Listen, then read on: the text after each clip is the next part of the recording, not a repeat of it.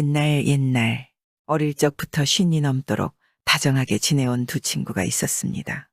한 친구는 나이 쉰이 넘도록 매일 그림을 그리며 세월을 보냈고 다른 한 친구는 쉰이 넘도록 농사만 짓고 살았습니다.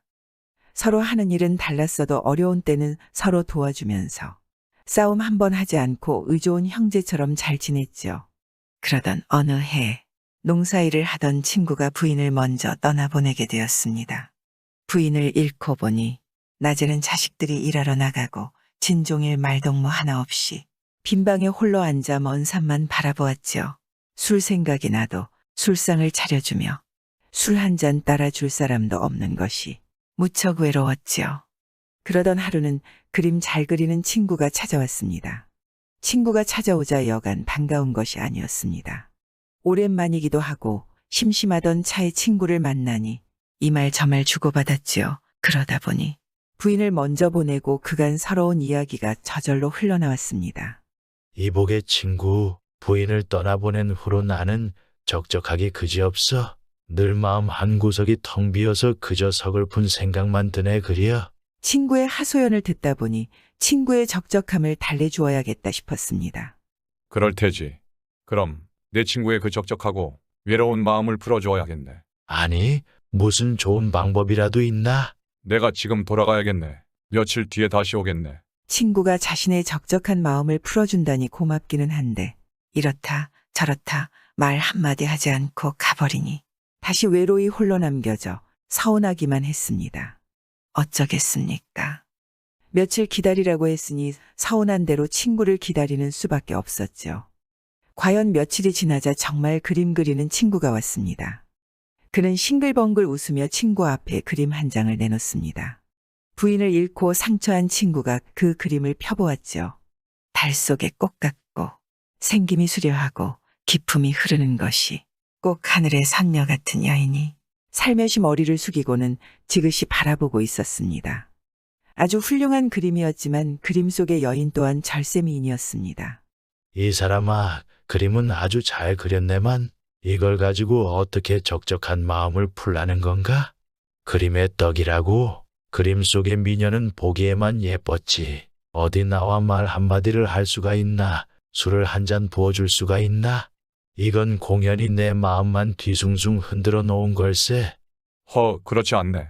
이 그림은 그냥 그림이 아닐세. 내 친구를 위해 온갖 지성을 다했으니 시키는 대로만 하게. 또 혼자 적적해 말벗이 그립고 술 한 잔이 아쉬울 때 정이나 심심하면 이 그림 속의 미녀를 보고 여기 내려와 한 잔 따르게 하고 말하면 될 걸세. 그러면 미녀가 나와 술동무도 되어주고 말동무도 되어줄 걸세. 하지만 자네 명심해야 할 것이 있네. 그 말벗 외에 다른 부정한 마음을 가져서는 안 되네. 친구는 이렇게 당부하면서 부정한 마음을 갖게 되면 그 순간 모든 것이 허사가 되고 마니 각별히 조심하라고 신신당부하고 돌아갔습니다. 이거 참 고마우이. 내 친구의 말을 명심하겠네. 친구가 돌아가자 그림을 방에 턱 붙여놓고 쳐다봅니다. 그저 그림의 떡이겠거니 했지만 그림이라도 쳐다보고 있으니 그림 속 미녀와 함께 있는 것 같이 느껴져 싫지 않았습니다. 날이 갈수록 홀로 방에 앉아 있는 것보다는 훨씬 나은 듯했으나 쳐다보면 볼수록 그림 속의 미녀가 정다워져 견딜 수가 없었죠. 그러던 어느 날 시험 삼아 친구가 시킨 대로 말문을 열었습니다. 이 사람 그 안에 앉아 있지만 말고 이리로 와서 한 잔 따르게나. 그러자 이게 웬일일까요? 갑자기 방 안의 향기가 진동하더니 정말 그림 속에서 절세미인이 나왔지 뭡니까? 그림 속에서 나온 미녀는 술상을 차리더니 친구의 말처럼 술을 따르며 말합니다. 어서 드시지요. 아하, 그 술맛 한번 좋다. 한 잔 더 따르게. 몇 날 며칠 그저 벽에 붙여진 그림이었어도 한 방에서 함께 지내면서 정이 생겼는지 그림 속에서 나온 것이 잠시 신기할 뿐이지 마냥 좋기만 했습니다. 이렇게 그림 속 미녀는 한 잔 두 잔 부어주고 친구는 따르라 하고 마시고 하다 보니 술도 거나해지고 기분도 좋아져 적적하던 마음은 온데간데 없이 말끔히 사라졌습니다. 자, 이제 됐으니 그만하세. 그럼 물러가옵니다. 그림 속 미녀는 목소리 또한 은쟁반의 구슬 굴러가듯 어찌나 곱던지 더더욱 정답게 느껴졌죠.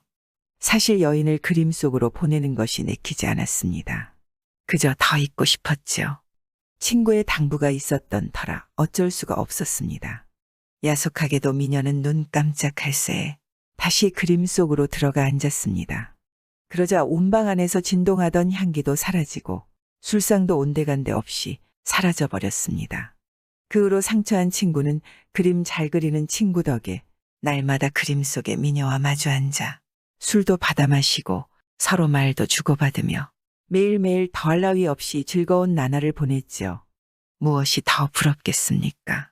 그렇게 꿈 같은 나날이 하루하루 이어지다 보니 그림 속 미녀에게 딴 마음이 생겼습니다.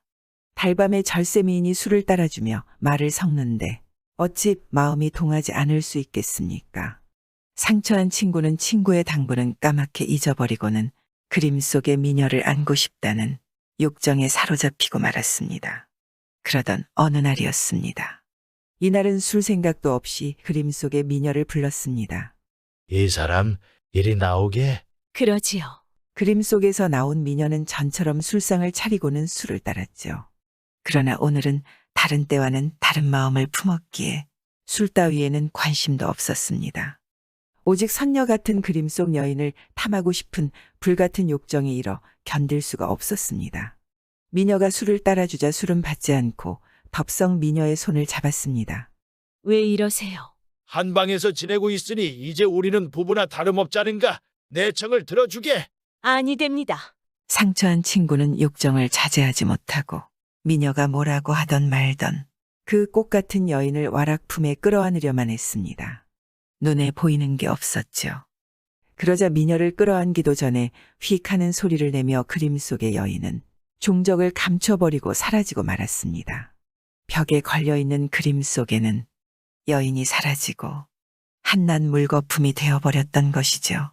이제 더는 술도 받아 마실 수 없게 되고 적적한 마음도 풀 데가 없었습니다. 그림 속 미녀가 사라지고 크게 낙심하여 그림 잘 그리는 친구를 찾아갔죠. 그리고 그간의 자신이 한 일을 이야기하며 잘못을 빌었습니다. 그리고는 한 번만 더 그 미녀가 나타나게 해달라고 간절히 청하였죠. 그동안 그림 속 미녀와의 즐거운 시간이 그리워 예전보다 더 적적해 살기가 힘들었던 것입니다. 그러자 그림 잘 그리는 친구는 한숨을 쉬더니 말합니다. 그 여인은 인간 세상의 사람이 아니라 하늘에 사는 선녀일세. 내 한 번 본 적 있어. 자네에게 그려준 것인데 자네의 욕심이 너무 과해. 이제 더는 자네를 돌볼 수 없게 됐네. 달리 방법이 없네. 적적한 대로 그냥 혼자 지내게. 이리하여 상처한 친구는 더 이상 그림 속의 미녀와 마주 앉아 즐길 수 없게 되었다고 합니다. 사람이 욕심이 과하면 아무리 절친한 친구 말도 귀에 들어오지 않는 법입니다. 처음엔 적적함을 달래기 위해 말동무가 있었으면 바랬고 술 한 잔 따라줄 사람이 있어 말이나 통하면 더 바랄 게 없었는데 말입니다. 하나를 가지면 두 개 갖고 싶고 또 두 개를 가지면 다 갖고 싶은 마음 때문에 지금 있는 것마저 사라지고 마는 것 같습니다. 구독과 좋아요와 함께 오늘도 좋은 날 되세요. 옛날 어릴 적부터 50이 넘도록 다정하게 지내온 두 친구가 있었습니다. 한 친구는 나이 50이 넘도록 매일 그림을 그리며 세월을 보냈고 다른 한 친구는 50이 넘도록 농사만 짓고 살았습니다. 서로 하는 일은 달랐어도 어려운 때는 서로 도와주면서 싸움 한 번 하지 않고 의좋은 형제처럼 잘 지냈죠. 그러던 어느 해 농사일을 하던 친구가 부인을 먼저 떠나보내게 되었습니다. 부인을 잃고 보니 낮에는 자식들이 일하러 나가고 진종일 말동무 하나 없이 빈방에 홀로 앉아 먼 산만 바라보았지요. 술 생각이 나도 술상을 차려주며 술 한 잔 따라줄 사람도 없는 것이 무척 외로웠지요. 그러던 하루는 그림 잘 그리는 친구가 찾아왔습니다. 친구가 찾아오자 여간 반가운 것이 아니었습니다. 오랜만이기도 하고 심심하던 차에 친구를 만나니 이 말 저 말 주고받았지요. 그러다 보니 부인을 먼저 보내고 그간 서러운 이야기가 저절로 흘러나왔습니다. 이복의 친구, 부인을 떠나보낸 후로 나는 적적하기 그지없어. 늘 마음 한구석이 텅 비어서 그저 서글픈 생각만 드네 그려. 친구의 하소연을 듣다 보니 친구의 적적함을 달래주어야겠다 싶었습니다. 그럴 테지. 그럼 내 친구의 그 적적하고 외로운 마음을 풀어줘야겠네. 아니, 무슨 좋은 방법이라도 있나? 내가 지금 돌아가야겠네. 며칠 뒤에 다시 오겠네. 친구가 자신의 적적한 마음을 풀어준다니 고맙기는 한데 이렇다 저렇다 말 한마디 하지 않고 가버리니 다시 외로이 홀로 남겨져 서운하기만 했습니다. 어쩌겠습니까? 며칠 기다리라고 했으니 서운한 대로 친구를 기다리는 수밖에 없었죠. 과연 며칠이 지나자 정말 그림 그리는 친구가 왔습니다. 그는 싱글벙글 웃으며 친구 앞에 그림 한 장을 내놓습니다. 부인을 잃고 상처한 친구가 그 그림을 펴보았죠. 달 속의 꽃 같고 생김이 수려하고 기품이 흐르는 것이 꼭 하늘의 선녀 같은 여인이 살며시 머리를 숙이고는 지그시 바라보고 있었습니다. 아주 훌륭한 그림이었지만 그림 속의 여인 또한 절세 미인이었습니다. 이 사람아, 그림은 아주 잘 그렸네만 이걸 가지고 어떻게 적적한 마음을 풀라는 건가? 그림의 떡이라고? 그림 속의 미녀는 보기에만 예뻤지. 어디 나와 말 한마디를 할 수가 있나? 술을 한 잔 부어줄 수가 있나? 이건 공연히 내 마음만 뒤숭숭 흔들어 놓은 걸세. 그렇지 않네. 이 그림은 그냥 그림이 아닐세. 내 친구를 위해 온갖 지성을 다했으니 시키는 대로만 하게. 또 혼자 적적해 말벗이 그립고 술 한 잔이 아쉬울 때 정이나 심심하면 이 그림 속의 미녀를 보고 여기 내려와 한 잔 따르게 하고 말하면 될 걸세. 그러면 미녀가 나와 술동무도 되어주고 말동무도 되어줄 걸세. 하지만 자네 명심해야 할 것이 있네. 그 말벗 외에 다른 부정한 마음을 가져서는 안 되네. 친구는 이렇게 당부하면서 부정한 마음을 갖게 되면 그 순간 모든 것이 허사가 되고마니 각별히 조심하라고 신신당부하고 돌아갔습니다. 이거 참 고마우이. 내 친구의 말을 명심하겠네.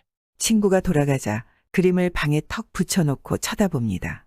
그저 그림의 떡이겠거니 했지만 그림이라도 쳐다보고 있으니 그림 속 미녀와 함께 있는 것 같이 느껴져 싫지 않았습니다. 날이 갈수록 홀로 방에 앉아 있는 것보다는 훨씬 나은 듯했으나 쳐다보면 볼수록 그림 속의 미녀가 정다워져 견딜 수가 없었죠. 그러던 어느 날 시험 삼아 친구가 시킨 대로 말문을 열었습니다. 이 사람 그 안에 앉아 있지만 말고 이리로 와서 한 잔 따르게나. 그러자 이게 웬일일까요? 갑자기 방 안의 향기가 진동하더니 정말 그림 속에서 절세미인이 나왔지 뭡니까? 그림 속에서 나온 미녀는 술상을 차리더니 친구의 말처럼 술을 따르며 말합니다. 어서 드시지요. 아하, 그 술맛 한번 좋다. 한 잔 더 따르게. 몇 날 며칠 그저 벽에 붙여진 그림이었어도 한 방에서 함께 지내면서 정이 생겼는지 그림 속에서 나온 것이 잠시 신기할 뿐이지 마냥 좋기만 했습니다. 이렇게 그림 속 미녀는 한 잔 두 잔 부어주고 친구는 따르라 하고 마시고 하다 보니 술도 거나해지고 기분도 좋아져 적적하던 마음은 온데간데 없이 말끔히 사라졌습니다. 자, 이제 됐으니 그만하세. 그럼 물러가옵니다. 그림 속 미녀는 목소리 또한 은쟁반의 구슬 굴러가듯 어찌나 곱던지 더더욱 정답게 느껴졌죠. 사실 여인을 그림 속으로 보내는 것이 내키지 않았습니다. 그저 더 있고 싶었죠. 친구의 당부가 있었던 터라 어쩔 수가 없었습니다. 야속하게도 미녀는 눈 깜짝할 새에 다시 그림 속으로 들어가 앉았습니다. 그러자 온방 안에서 진동하던 향기도 사라지고 술상도 온데간데 없이 사라져 버렸습니다. 그 후로 상처한 친구는 그림 잘 그리는 친구 덕에 날마다 그림 속의 미녀와 마주 앉아 술도 받아 마시고 서로 말도 주고받으며 매일매일 더할 나위 없이 즐거운 나날을 보냈죠. 무엇이 더 부럽겠습니까? 그렇게 꿈 같은 나날이 하루하루 이어지다 보니 그림 속 미녀에게 딴 마음이 생겼습니다. 달밤에 절세미인이 술을 따라주며 말을 섞는데 어찌 마음이 동하지 않을 수 있겠습니까? 상처한 친구는 친구의 당부는 까맣게 잊어버리고는 그림 속의 미녀를 안고 싶다는 욕정에 사로잡히고 말았습니다. 그러던 어느 날이었습니다. 이날은 술 생각도 없이 그림 속의 미녀를 불렀습니다. 이 사람 이리 나오게. 그러지요. 그림 속에서 나온 미녀는 전처럼 술상을 차리고는 술을 따랐죠. 그러나 오늘은 다른 때와는 다른 마음을 품었기에 술 따위에는 관심도 없었습니다. 오직 선녀 같은 그림 속 여인을 탐하고 싶은 불같은 욕정이 일어 견딜 수가 없었습니다. 미녀가 술을 따라주자 술은 받지 않고 덥석 미녀의 손을 잡았습니다. 왜 이러세요? 한 방에서 지내고 있으니 이제 우리는 부부나 다름없자는가? 내 청을 들어주게. 아니 됩니다. 상처한 친구는 욕정을 자제하지 못하고 미녀가 뭐라고 하던 말던 그 꽃 같은 여인을 와락 품에 끌어안으려만 했습니다. 눈에 보이는 게 없었죠. 그러자 미녀를 끌어안기도 전에 휙 하는 소리를 내며 그림 속의 여인은 종적을 감춰버리고 사라지고 말았습니다. 벽에 걸려있는 그림 속에는 여인이 사라지고 한낱 물거품이 되어버렸던 것이죠. 이제 더는 술도 받아 마실 수 없게 되고 적적한 마음도 풀 데가 없었습니다. 그림 속 미녀가 사라지고 크게 낙심하여 그림 잘 그리는 친구를 찾아갔죠. 그리고 그간의 자신이 한 일을 이야기하며 잘못을 빌었습니다. 그리고는 한 번만 더 그 미녀가 나타나게 해달라고 간절히 청하였죠. 그동안 그림 속 미녀와의 즐거운 시간이 그리워 예전보다 더 적적해 살기가 힘들었던 것입니다. 그러자 그림 잘 그리는 친구는 한숨을 쉬더니 말합니다. 그 여인은 인간 세상의 사람이 아니라 하늘에 사는 선녀일세. 내 한 번 본 적 있어. 자네에게 그려준 것인데 자네의 욕심이 너무 과해. 이제 더는 자네를 돌볼 수 없게 됐네. 달리 방법이 없네. 적적한 대로 그냥 혼자 지내게. 이리하여 상처한 친구는 더 이상 그림 속의 미녀와 마주 앉아 즐길 수 없게 되었다고 합니다. 사람이 욕심이 과하면 아무리 절친한 친구 말도 귀에 들어오지 않는 법입니다. 처음엔 적적함을 달래기 위해 말동무가 있었으면 바랬고 술 한 잔 따라줄 사람이 있어 말이나 통하면 더 바랄 게 없었는데 말입니다. 하나를 가지면 두 개 갖고 싶고 또 두 개를 가지면 다 갖고 싶은 마음 때문에 지금 있는 것마저 사라지고 마는 것 같습니다. 구독과 좋아요와 함께 오늘도 좋은 날 되세요.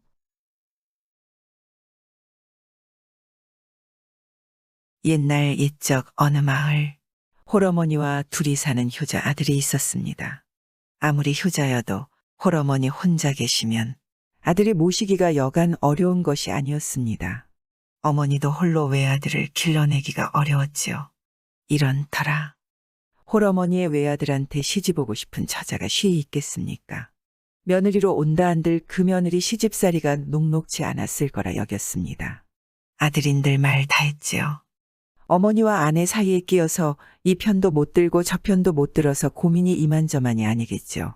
이 효자 아들의 홀어머니는 눈이 어두웠습니다. 말하자면 장님이라서 늘 곁에서 살펴주고 챙겨주어야 했습니다. 실로 효도 노릇을 아니할 수가 없었죠.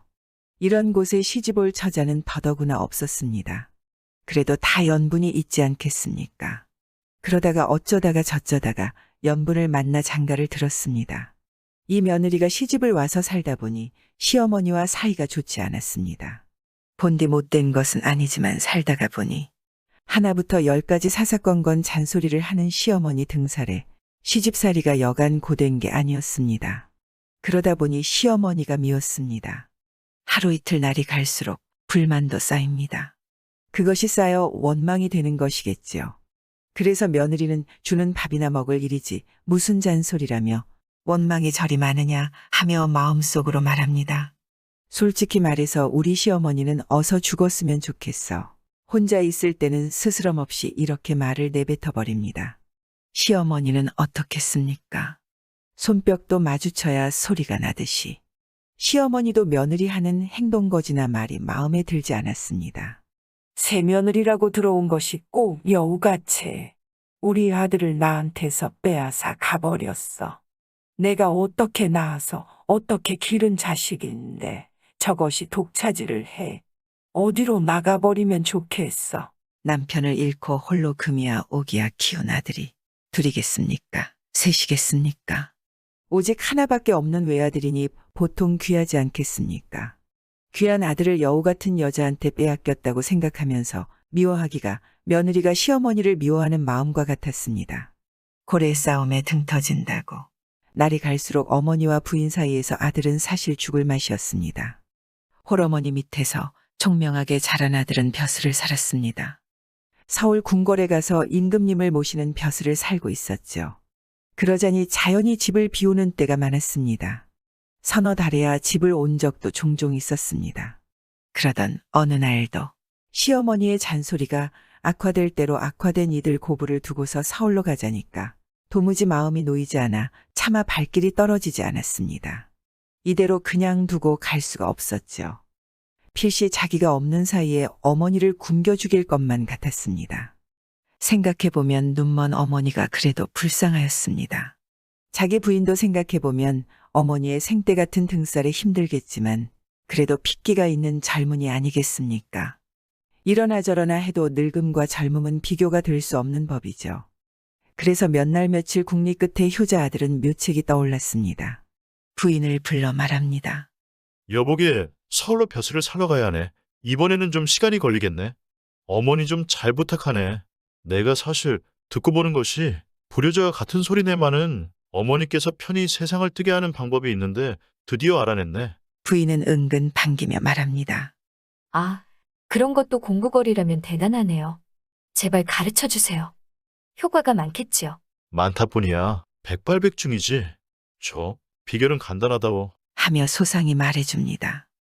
하나는 콩죽을 쏘아주면 3년 안에 돌아가시고 또 달기 낳은 첫 달걀을 100개만 모아다가 먹이면 1년 만에 돌아가신다며 알려주었습니다. 지금 어머니 식성으로 보아서 보통 음식을 드리면 3년이 뭐야? 5년, 7년, 10년도 더 사실 것이야. 그러면서 멍석을 갖다가 깔아드리면 더 빨리 돌아가신다며 마지막 세 번째 비결까지 일러줍니다. 세 가지 비결을 들은 부인은 내심 옳거니 했지만 겉으로 내색할 수 없어 남편을 안심시킵니다. 설사 부모님이 일찍 돌아가시는 비결을 알았다 하나 자식으로서 어찌 그것을 행하겠어요?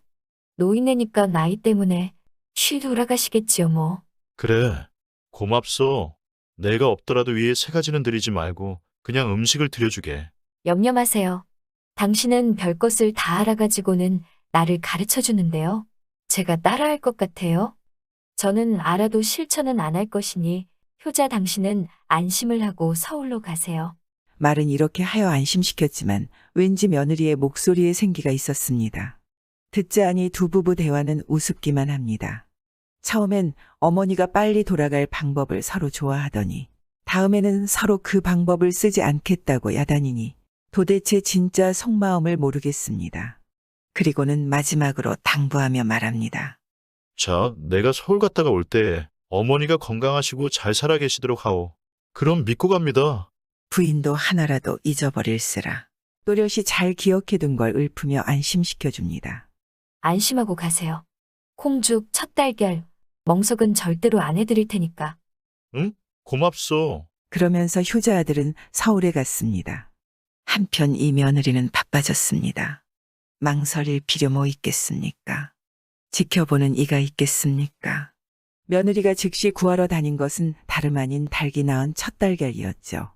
오늘은 앞집에서 구해드리고 이튿날은 옆집에서 구해주었습니다. 그렇게 동네를 돌며 그 다음날도 달걀을 구해다 드렸죠. 그렇게 한 달째 되는 날에도 쉬지 않고 구해다 주었습니다. 속마음이야 어찌 되었건 이쯤 되니 이렇게 동네를 돌며 손수 달걀을 구해다 드리는 것도 여간 정성이 아니었습니다. 그런데 정성이 이뿐이겠습니까? 콩죽도 쏘어 끼니에 내어 드렸습니다. 죽을 쑤는 것 또한 여간 공들여야 하는 것인데 그 이튿날도 쏘어 콩죽도 한 달이 지나도록 계속 쏘어 주었죠. 그러니라고 다른 걸 생각할 틈 없이 바빴습니다. 콩죽을 쓰다 보니 절대로 어머님께 해드리면 안 된다고 당부했던 마지막으로 말한 비결이 떠올랐습니다. 바로 멍석이었죠. 아, 멍석을 잊을 뻔했네. 이리하여서 생각난 대로 당장 멍석을 방바닥에 깔아주었습니다. 옛날 그 당시에는 빈대, 잎, 벼룩 같은 물것이 여기저기 득실득실했습니다. 사실 그것들하고 사람들하고 한 데서 먹고 자고 했을 정도였죠. 마누라는 없이 살아도 물것 없이 살 수는 없을 정도였습니다. 그러니 이 눈먼 시어머니는 항상 가려웠습니다. 가려울 때 어디라도 시원하게 득득 박박 문지르면 살 것 같은데 그런 것이 없으니 마냥 벽이나 문지방에 등을 대고 이리저리 문대는 것밖에 달리 할 것도 없었습니다. 그런데 우둘투둘한 멍석이 있으니까 빈대가 물어댄들 뒹굴면서 비비니 괜한 문턱이나 벽을 찾아 문대지 않아 무척 편안했죠. 그리고 얼마나 시원한지요. 며느리가 날마다 해딱이 낳은 첫 달걀을 구해다 주고 콩죽을 쏘아내어주고 가려운 데를 시원하게 해주니 시어머니는 얼굴에 윤기가 나고 몸에 살이 붙더니 신수가 환해졌지 뭡니까. 동네 사람들은 지아비가 없어도 홀어머니를 지극정성으로 보살핀다고 칭찬이 자자했습니다. 시어머니 또한 우리 며느리가 최고라며 자랑을 하느라 입에 침이 마르지 않았습니다. 그리고는 며느리에게 뭐라도 내가 도와줄 것이 없느니냐 상냥하게 말을 합니다. 지난날 너의 고운 성품을 알아보지 못하고 트집이나 잡아 질투하고 미워한 것을 사과한다고 하였습니다. 며느리는 가는 데마다 칭찬일색인데다 그리 미웠던 시어머니가 사과를 하니 그동안에 쌓였던 원망이 눈 녹듯 녹아내렸습니다. 그리고 며칠 후 효자 아들은 한 달을 채우고도 보름이 지나 집에 돌아왔습니다. 신수가 환해진 어머니가 반겨주시고 부인 또한 싱글벙글 자신을 맞아주었습니다. 남편을 맞으러 온 부인은 싱글벙글 웃으면서도 눈을 흘리며 말합니다. 꼭 이래야 되었나요? 하고 남편의 옆구리를 꼬집었습니다. 남편은 자신이 어떻게 할지 훤히 알고 있기에 쓴 묘책이었다는 것을 알았던 것입니다.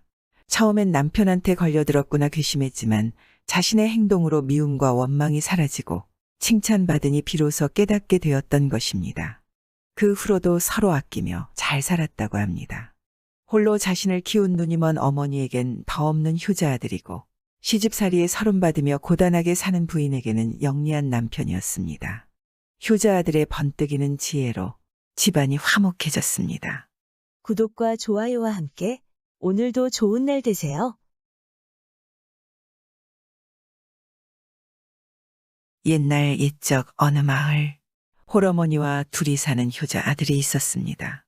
아무리 효자여도 홀어머니 혼자 계시면 아들이 모시기가 여간 어려운 것이 아니었습니다.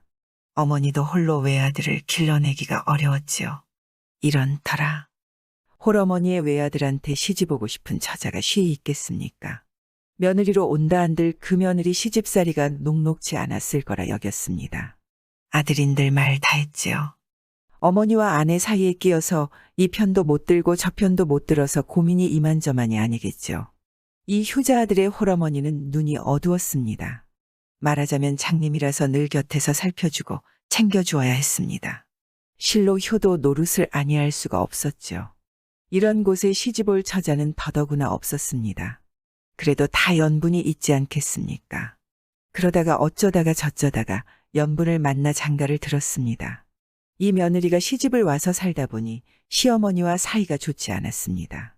본디 못된 것은 아니지만 살다가 보니 하나부터 10까지 사사건건 잔소리를 하는 시어머니 등살에 시집살이가 여간 고된 게 아니었습니다. 그러다 보니 시어머니가 미웠습니다. 하루 이틀 날이 갈수록 불만도 쌓입니다. 그것이 쌓여 원망이 되는 것이겠지요. 그래서 며느리는 주는 밥이나 먹을 일이지 무슨 잔소리라며 원망이 저리 많으냐 하며 마음속으로 말합니다. 솔직히 말해서 우리 시어머니는 어서 죽었으면 좋겠어. 혼자 있을 때는 스스럼 없이 이렇게 말을 내뱉어버립니다. 시어머니는 어떻겠습니까? 손뼉도 마주쳐야 소리가 나듯이. 시어머니도 며느리 하는 행동거지나 말이 마음에 들지 않았습니다. 새 며느리라고 들어온 것이 꼭 여우같이 우리 아들을 나한테서 빼앗아 가버렸어. 내가 어떻게 낳아서 어떻게 기른 자식인데 저것이 독차지를 해. 어디로 나가버리면 좋겠어. 남편을 잃고 홀로 금이야 오기야 키운 아들이 둘이겠습니까? 셋이겠습니까? 오직 하나밖에 없는 외아들이니 보통 귀하지 않겠습니까? 귀한 아들을 여우 같은 여자한테 빼앗겼다고 생각하면서 미워하기가 며느리가 시어머니를 미워하는 마음과 같았습니다. 고래 싸움에 등 터진다고. 날이 갈수록 어머니와 부인 사이에서 아들은 사실 죽을 맛이었습니다. 홀어머니 밑에서 총명하게 자란 아들은 벼슬을 살았습니다. 서울 궁궐에 가서 임금님을 모시는 벼슬을 살고 있었죠. 그러자니 자연히 집을 비우는 때가 많았습니다. 서너 달에야 집을 온 적도 종종 있었습니다. 그러던 어느 날도 시어머니의 잔소리가 악화될 대로 악화된 이들 고부를 두고서 서울로 가자니까 도무지 마음이 놓이지 않아 차마 발길이 떨어지지 않았습니다. 이대로 그냥 두고 갈 수가 없었죠. 필시 자기가 없는 사이에 어머니를 굶겨 죽일 것만 같았습니다. 생각해보면 눈먼 어머니가 그래도 불쌍하였습니다. 자기 부인도 생각해보면 어머니의 생때 같은 등살에 힘들겠지만 그래도 핏기가 있는 젊은이 아니겠습니까? 이러나 저러나 해도 늙음과 젊음은 비교가 될 수 없는 법이죠. 그래서 몇 날 며칠 국리 끝에 효자 아들은 묘책이 떠올랐습니다. 부인을 불러 말합니다. 여보게, 서울로 벼슬을 사러 가야 하네. 이번에는 좀 시간이 걸리겠네. 어머니 좀 잘 부탁하네. 내가 사실 듣고 보는 것이 불효자와 같은 소리네만은 어머니께서 편히 세상을 뜨게 하는 방법이 있는데 드디어 알아냈네. 부인은 은근 반기며 말합니다. 아, 그런 것도 공부거리라면 대단하네요. 제발 가르쳐 주세요. 효과가 많겠지요. 많다뿐이야. 백발백중이지. 비결은 간단하다워. 하며 소상히 말해줍니다. 하나는 콩죽을 쏘아주면 3년 안에 돌아가시고 또 달기 낳은 첫 달걀을 100개만 모아다가 먹이면 1년 만에 돌아가신다며 알려주었습니다. 지금 어머니 식성으로 보아서 보통 음식을 드리면 3년이 뭐야. 5년, 7년, 10년도 더 사실 것이야. 그러면서 멍석을 갖다가 깔아드리면 더 빨리 돌아가신다며 마지막 세 번째 비결까지 일러줍니다. 세 가지 비결을 들은 부인은 내심 옳거니 했지만 겉으로 내색할 수 없어 남편을 안심시킵니다. 설사 부모님이 일찍 돌아가시는 비결을 알았다 하나 자식으로서 어찌 그것을 행하겠어요? 노인네니까 나이 때문에 쉬 돌아가시겠지요 뭐. 그래, 고맙소. 내가 없더라도 위에 세 가지는 드리지 말고 그냥 음식을 드려주게. 염려 마세요. 당신은 별것을 다 알아가지고는 나를 가르쳐 주는데요. 제가 따라할 것 같아요. 저는 알아도 실천은 안 할 것이니 효자 당신은 안심을 하고 서울로 가세요. 말은 이렇게 하여 안심시켰지만 왠지 며느리의 목소리에 생기가 있었습니다. 듣자 하니 두 부부 대화는 우습기만 합니다. 처음엔 어머니가 빨리 돌아갈 방법을 서로 좋아하더니 다음에는 서로 그 방법을 쓰지 않겠다고 야단이니 도대체 진짜 속마음을 모르겠습니다. 그리고는 마지막으로 당부하며 말합니다. 자, 내가 서울 갔다가 올 때 어머니가 건강하시고 잘 살아 계시도록 하오. 그럼 믿고 갑니다. 부인도 하나라도 잊어버릴세라. 또렷이 잘 기억해둔 걸 읊으며 안심시켜줍니다. 안심하고 가세요. 콩죽, 첫 달걀, 멍석은 절대로 안 해드릴 테니까. 응? 고맙소. 그러면서 효자 아들은 서울에 갔습니다. 한편 이 며느리는 바빠졌습니다. 망설일 필요 뭐 있겠습니까? 지켜보는 이가 있겠습니까? 며느리가 즉시 구하러 다닌 것은 다름 아닌 달기 낳은 첫 달걀이었죠. 오늘은 앞집에서 구해드리고 이튿날은 옆집에서 구해주었습니다. 그렇게 동네를 돌며 그 다음날도 달걀을 구해다 드렸죠. 그렇게 한 달째 되는 날에도 쉬지 않고 구해다 주었습니다. 속마음이야 어찌 되었건 이쯤 되니 이렇게 동네를 돌며 손수 달걀을 구해다 드리는 것도 여간 정성이 아니었습니다. 그런데 정성이 이뿐이겠습니까? 콩죽도 쑤어 끼니에 내어 드렸습니다. 죽을 쑤는 것 또한 여간 공들여야 하는 것인데 그 이튿날도 쑤어 콩죽도 한 달이 지나도록 계속 쑤어 주었죠. 그러니라고 다른 걸 생각할 틈 없이 바빴습니다. 콩죽을 쓰다 보니 절대로 어머님께 해드리면 안 된다고 당부했던 마지막으로 말한 비결이 떠올랐습니다. 바로 멍석이었죠. 아, 멍석을 잊을 뻔했네. 이리하여서 생각난 대로 당장 멍석을 방바닥에 깔아주었습니다. 옛날 그 당시에는 빈대, 잎, 벼룩 같은 물것이 여기저기 득실득실했습니다. 사실 그것들하고 사람들하고 한 데서 먹고 자고 했을 정도였죠. 마누라는 없이 살아도 물 것 없이 살 수는 없을 정도였습니다. 그러니 이 눈먼 시어머니는 항상 가려웠습니다. 가려울 때 어디라도 시원하게 득득 박박 문지르면 살 것 같은데 그런 것이 없으니 마냥 벽이나 문지방에 등을 대고 이리저리 문대는 것밖에 달리 할 것도 없었습니다. 그런데 우둘투둘한 멍석이 있으니까 빈대가 물어댄들 뒹굴면서 비비니 괜한 문턱이나 벽을 찾아 문대지 않아 무척 편안했죠. 그리고 얼마나 시원한지요. 며느리가 날마다 해딱이 낳은 첫 달걀을 구해다 주고 콩죽을 써 내어주고 가려운 데를 시원하게 해주니 시어머니는 얼굴에 윤기가 나고 몸에 살이 붙더니 신수가 환해졌지 뭡니까. 동네 사람들은 지아비가 없어도 홀어머니를 지극정성으로 보살핀다고 칭찬이 자자했습니다. 시어머니 또한 우리 며느리가 최고라며 자랑을 하느라 입에 침이 마르지 않았습니다. 그리고는 며느리에게 뭐라도 내가 도와줄 것이 없느니냐 상냥하게 말을 합니다. 지난날 너의 고운 성품을 알아보지 못하고 트집이나 잡아 질투하고 미워한 것을 사과한다고 하였습니다. 며느리는 가는 데마다 칭찬일색인데다 그리 미웠던 시어머니가 사과를 하니 그동안에 쌓였던 원망이 눈 녹듯 녹아내렸습니다. 그리고 며칠 후 효자 아들은 한 달을 채우고도 보름이 지나 집에 돌아왔습니다. 신수가 환해진 어머니가 반겨주시고 부인 또한 싱글벙글 자신을 맞아주었습니다. 남편을 맞으러 온 부인은 싱글벙글 웃으면서도 눈을 흘리며 말합니다. 꼭 이래야 되었나요? 하고 남편의 옆구리를 꼬집었습니다. 남편은 자신이 어떻게 할지 훤히 알고 있기에 쓴 묘책이었다는 것을 알았던 것입니다. 처음엔 남편한테 걸려들었구나 괘씸했지만 자신의 행동으로 미움과 원망이 사라지고 칭찬받으니 비로소 깨닫게 되었던 것입니다. 그 후로도 서로 아끼며 잘 살았다고 합니다. 홀로 자신을 키운 눈이 먼 어머니에겐 더 없는 효자 아들이고 시집살이에 서름받으며 고단하게 사는 부인에게는 영리한 남편이었습니다. 효자 아들의 번뜩이는 지혜로 집안이 화목해졌습니다. 구독과 좋아요와 함께 오늘도 좋은 날 되세요. 옛날 옛적 어떤 집에 마음씨 좋은 가족이 살았습니다. 주인 영감은 이웃을 아끼고 정이 많아 사람들에게 늘 다정하게 대해주었고 주인 영감 아들은 무척 효성스러웠죠. 며느리 또한 나무랄 데 없이 참하고 알뜰했습니다. 그야말로 오순도순 가족들이 화목했습니다. 하루 해가 저물어갈 때였습니다. 여느 때처럼 저녁 때가 되면 주인 영감은 집안 구석구석을 살핍니다. 외양간이며 문단속이며 집단속을 했죠.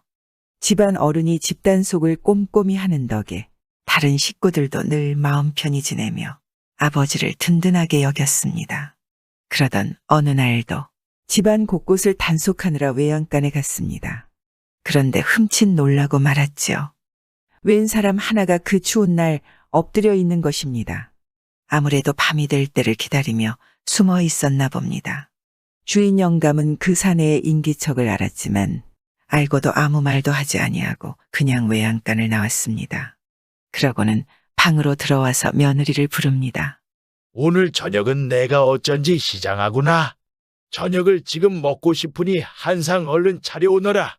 당장 저녁상을 내오라 해도 귀찮은 기색 하나 없이 오히려 반기며 말합니다. 예, 아버님. 식성이 좋으시다니 기쁩니다. 대견한 우리 며느리야. 시아버지가 잘 잡수어야 좋다고 하니까 하하하. 원 아버님도 부끄럽습니다. 하하하. 참 말 한마디도 주고받는데 웃음꽃이 핍니다. 얼마 후에 며느리가 저녁상을 들여왔습니다. 그러자 이 영감은 소피를 보러 간 것처럼 밖으로 나와서는 또 소를 둘러보는 것처럼 외양간으로 들어갔습니다. 밥상을 봐오라 하고는 외양간으로 간 것입니다. 그러면서 다른 식구들이 눈치채기라도 할까봐 소의 배를 쓰다듬은 것처럼 허리를 굽히고서 속삭입니다. 이 주위에 얼마나 힘든가. 춥고 배고프고 몸도 저릴 테니까 어서 들어오게. 영감의 말이 끝나자 얼마나 한참을 엎드리고 있었을까요? 그 사내가 부시시 일어나서는 이 영감을 따라 방으로 들어왔습니다. 어서 밥을 들어. 내가 벽장에서 술을 꺼내 한 잔 주겠네. 그러면서 그 사내에게 술을 권하기도 했습니다. 어이 손님, 나에게도 따라보소. 그러니까 그 사내가 아주 부끄러워하면서 술을 따랐습니다. 몰래 숨어들어와 몽둥이 찜질을 당해도 모자랄 판에 따뜻한 방에서 몸을 녹이고 밥과 술로 배고픔을 채우니 몸둘 바를 몰랐던 거죠. 밥과 술이 어느 정도 들어가자 영감이 말합니다. 내 지금껏 살아보니 사람이 사는 방식이 여러 가지가 있기는 하나 그래도 내 몸으로 사는 것이 제일이지. 몸이 성하고 장가들어 처가 있으면 서로 의지되어 혼자 살 때보다는 돈을 벌고 살 만한 법이지. 나무 장사도 하고 말이야. 사내는 왠지 목이 메었지어 겨우 입을 열어 대답합니다. 제가 할 말이 없습니다. 빈손으로 갈 수는 없겠지. 마침 우리 집에 돈이 좀 들어온 것이 있구먼. 이것을 두말하지 말고 가져가게. 어찌 그러겠습니까요? 제가 면목이 없습니다. 어서 가져가게. 밤도 이슥해 가니까. 세상에 이런 노인이 또 있을까요? 집안에 숨어 들어온 도둑을 밥 주고 술 먹여 돈까지 쥐어주어 돌려보낸 것입니다. 그날 이런 일이 있었습니다. 그 길로 그 사내는 집에 어떻게 왔는지도 모르게 돌아왔습니다. 그 사내의 처가 집에서 기다리고 있다가 반색을 하면서 묻습니다. 이제 오시오? 오늘 벌이가 좀 어땠소? 왜 시무룩하게 있어요? 들켰소? 응, 들켰지. 자, 여기 돈이 있구먼. 아이고, 들켰는데 수입이 그리 쏠쏠해요? 아니, 이 돈은 소 한 마리 값은 되겠는데 그 눈여겨둔 집 소를 빼내서 벌써 파는 거요? 그랬던 것입니다. 그 노인의 소를 훔쳐오려고 몇 날 며칠을 염탐하고 있었다가 그날 훔쳐오려고 했던 것이었습니다. 응, 잽싸기도 하셔라. 하여튼 큰 수입이라 기분이 좋네요. 서방님? 이런 처에게 사내가 말합니다. 우리가 언제까지 이런 일을 할 것인가? 이제 달리 먹고 삽시다. 사내는 그 사이에 달라진 것입니다. 나는 나무 장사를 하면서 날품도 팔면서 살겠소. 자네는 모시 일도 하고 논밭일도 하고 우리 양심대로 삽시다. 이 건강한 몸을 가지고 움직여서 벌어먹고 살자는 말이오. 그러면서 오늘 소를 훔치러 간 노인의 집에서 일어났던 일을 상세하게 말해주었습니다. 그 이야기를 다 듣고 난 저 또한 본성이 나쁘지 않았던지 이야기에 감동을 받았습니다. 그 후 그들 내외는 그 영감이 준 돈을 허투루 쓰지 않고 나무를 팔고 논밭을 열심히 일구어 집안 살림을 잘 다스리고 돌보았습니다. 이런 일 저런 일을 몸 아끼지 아니하고 모은 돈을 또 늘리고 늘렸습니다. 그렇게 산지 3년이 되자 논도 사고 소도 사고 참 살기가 택택하였습니다. 그러면서 자신들에게 새로운 인생의 걸음이 되어준 노인을 한시라도 잊지 않았던 것입니다. 이전과 달라진 사내는 하루는 장에 가서 나온 소 중에서 제일 좋은 소를 한 놈 사고 갈비도 한 짝 샀지요. 그리고 귀하고 좋은 술도 한 병 고르고 담배도 쓸만한 것으로 샀습니다. 이것저것 사니 한 짐이지 뭡니까? 한 짐 꾸려 소등에 업혀 간 곳은 3년 전 그 노인네 집이었지요. 그날만 생각하면 자신이 뻔뻔하고 부끄럽게 하니 없지만 그 노인의 따뜻한 온정으로 새 삶을 살게 되어 가는 길이 벅찼습니다. 자신이 마음 고쳐먹고 부자까지 된 것을 본다면 그 노인이 얼마나 기뻐할까. 다음에는 척까지 데리고 와서 큰 절을 올려야겠다고 생각합니다. 떳떳하게 돈을 벌은 양인으로 보답하고자 찾아간 것입니다. 그런데 이게 웬일입니까? 노인의 집에 도착했으나 노인을 만날 수 없다 합니다. 상복을 입고 있는 그 집 아들이 나와 말했지요. 아버님이 1년 전에 돌아가셨나이다. 이럴 수가. 내가 늦었구나. 망연자실 마음이 아픕니다. 그 집 상주를 따라 그 노인 산소를 찾아가서 노인의 산소에 큰 절을 올렸습니다. 그 사내는 비오듯 눈물을 흘리며 말합니다. 지난날 소를 훔치러 온 도둑입니다. 그런데 어이 벌써 가셨나이까? 제가 이리 돌아올 것을 기다리셨을 것인데. 그리고는 아무 영문도 모르는 손님이 통곡을 하는 걸 의아해하는 아들에게 그간의 사연을 말합니다. 지난날 아버님의 온정으로 크게 반성하며 이날까지 잊지 않고 교훈 삼아 살고 있다고 말입니다. 내가 아버님 덕분에 사람이 된 나무개울시다. 나는 이제 살만하니 이 소를 받으시오. 마냥 의아해하던 상주는 이제야 이해갔습니다. 그리고는 그 사내의 소를 받을 수 없다 했습니다. 아닙니다. 제가 땀 흘리지 아니하고 이런 큰 재물을 받으면 저도 도둑이 됩니다. 그 아버지의 그 아들이라 했죠. 평생 양심껏 살면서 이웃에게 베풀며 살던 아버지처럼 아들 또한 아무리 좋은 것이라도 남의 것을 함부로 갖지 않았습니다. 그러자 사내가 말합니다. 어찌한다? 도둑이 하나면 족한데. 우리 의형제를 맺읍시다. 제가 동생이 될 것이니까 형님을 위해 드리면 되지 않을까요? 그동안 사연을 듣고는 지난난 어리석음을 반성하고 아버님의 은혜를 잊지 않고 찾아와 준 사내에게 감동하여 흔쾌히 답했습니다. 그러지, 동생. 이제 진짜 아들로서 아버님께 절을 다시 하게나. 그렇게 의형제를 맺어 잘 먹고 잘 살았습니다. 사내가 숨어 들어온 그날, 노인은 매를 들기보다는 따뜻한 밥, 사려 깊은 술 한 잔, 그리고 소 한 마리 살 수 있는 돈을 주었습니다.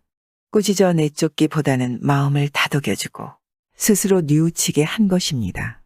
100마디 말보다 직접 행동을 보여준 것이죠. 삶은 이렇게 사는 것이다. 하고 말입니다. 감동은 사람을 변하게 하고 세상을 아름답게 하는 것 아니겠습니까? 구독과 좋아요와 함께 오늘도 좋은 날 되세요.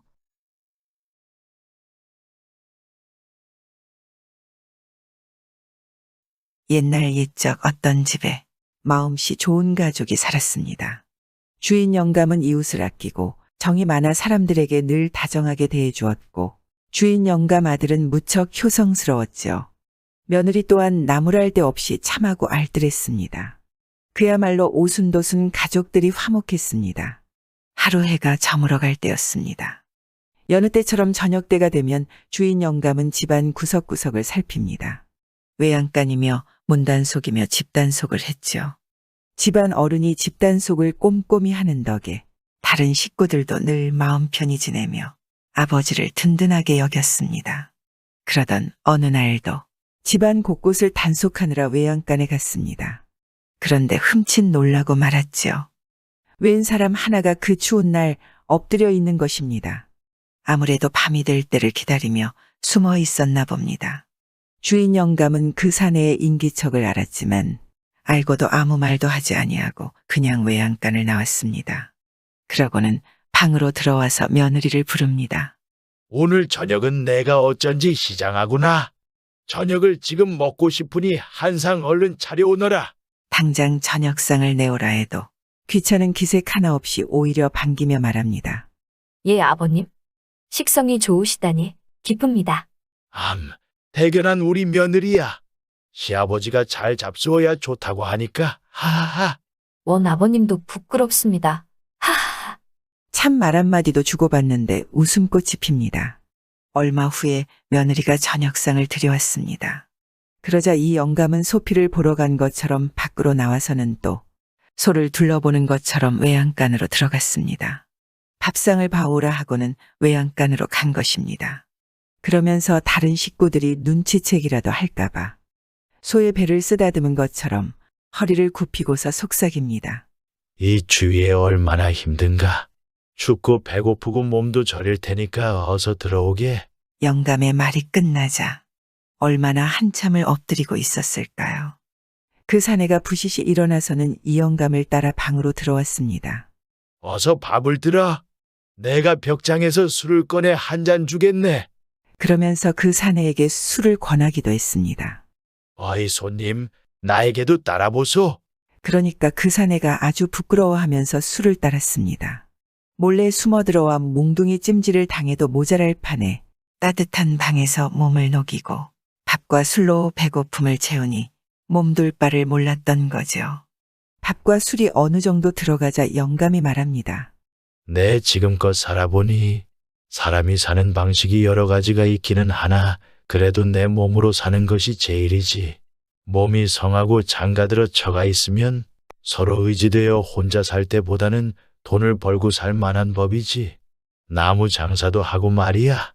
사내는 왠지 목이 메었지요. 겨우 입을 열어 대답합니다. 제가 할 말이 없습니다. 빈손으로 갈 수는 없겠지. 마침 우리 집에 돈이 좀 들어온 것이 있구먼. 이것을 두말하지 말고 가져가게. 어찌 그러겠습니까요? 제가 면목이 없습니다. 어서 가져가게. 밤도 이슥해 가니까. 세상에 이런 노인이 또 있을까요?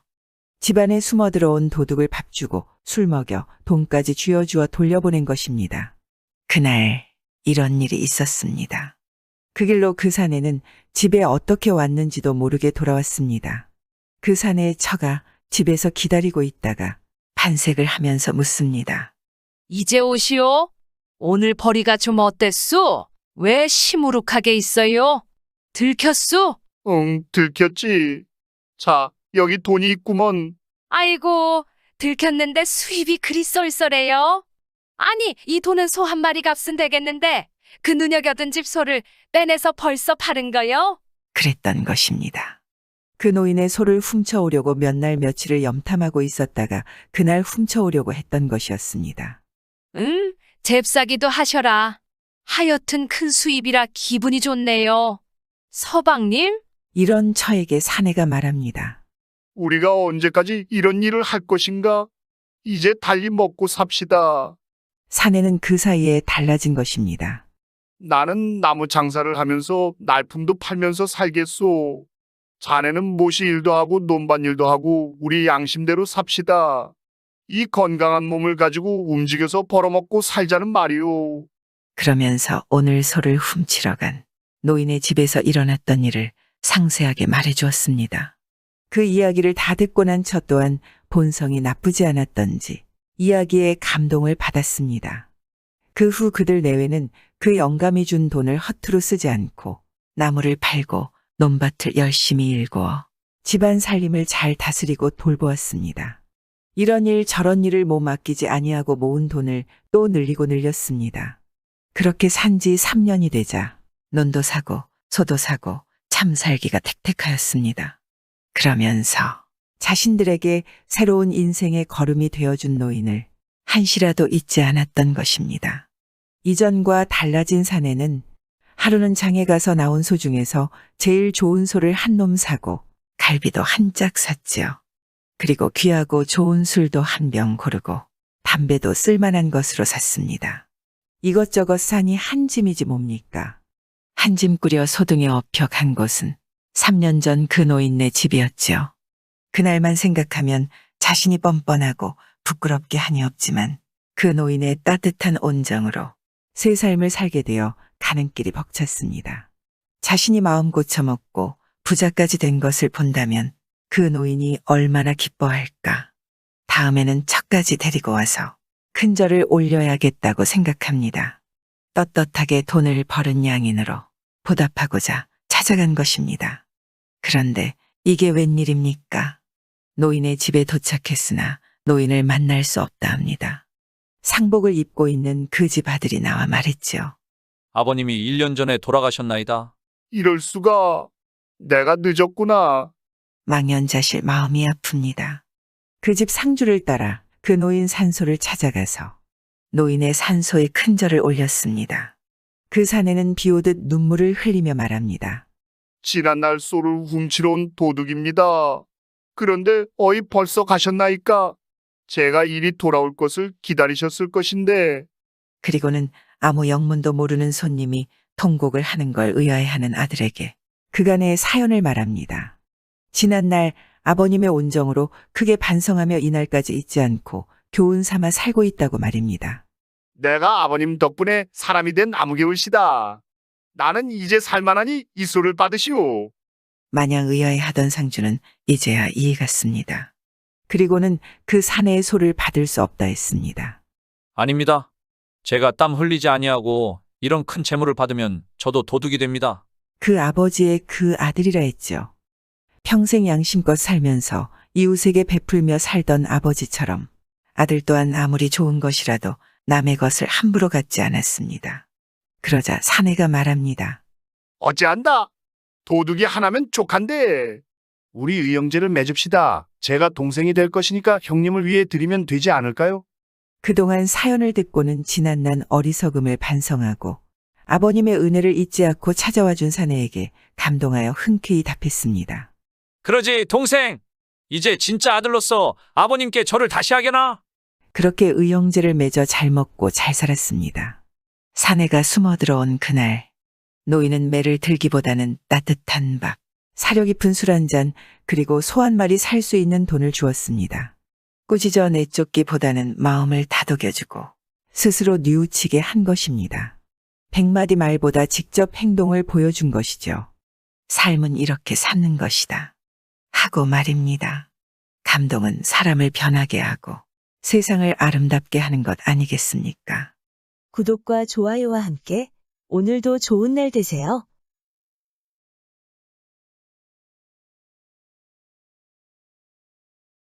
옛날 옛적에 큰 이름 난 산 밑에서 한 사람이 살았습니다.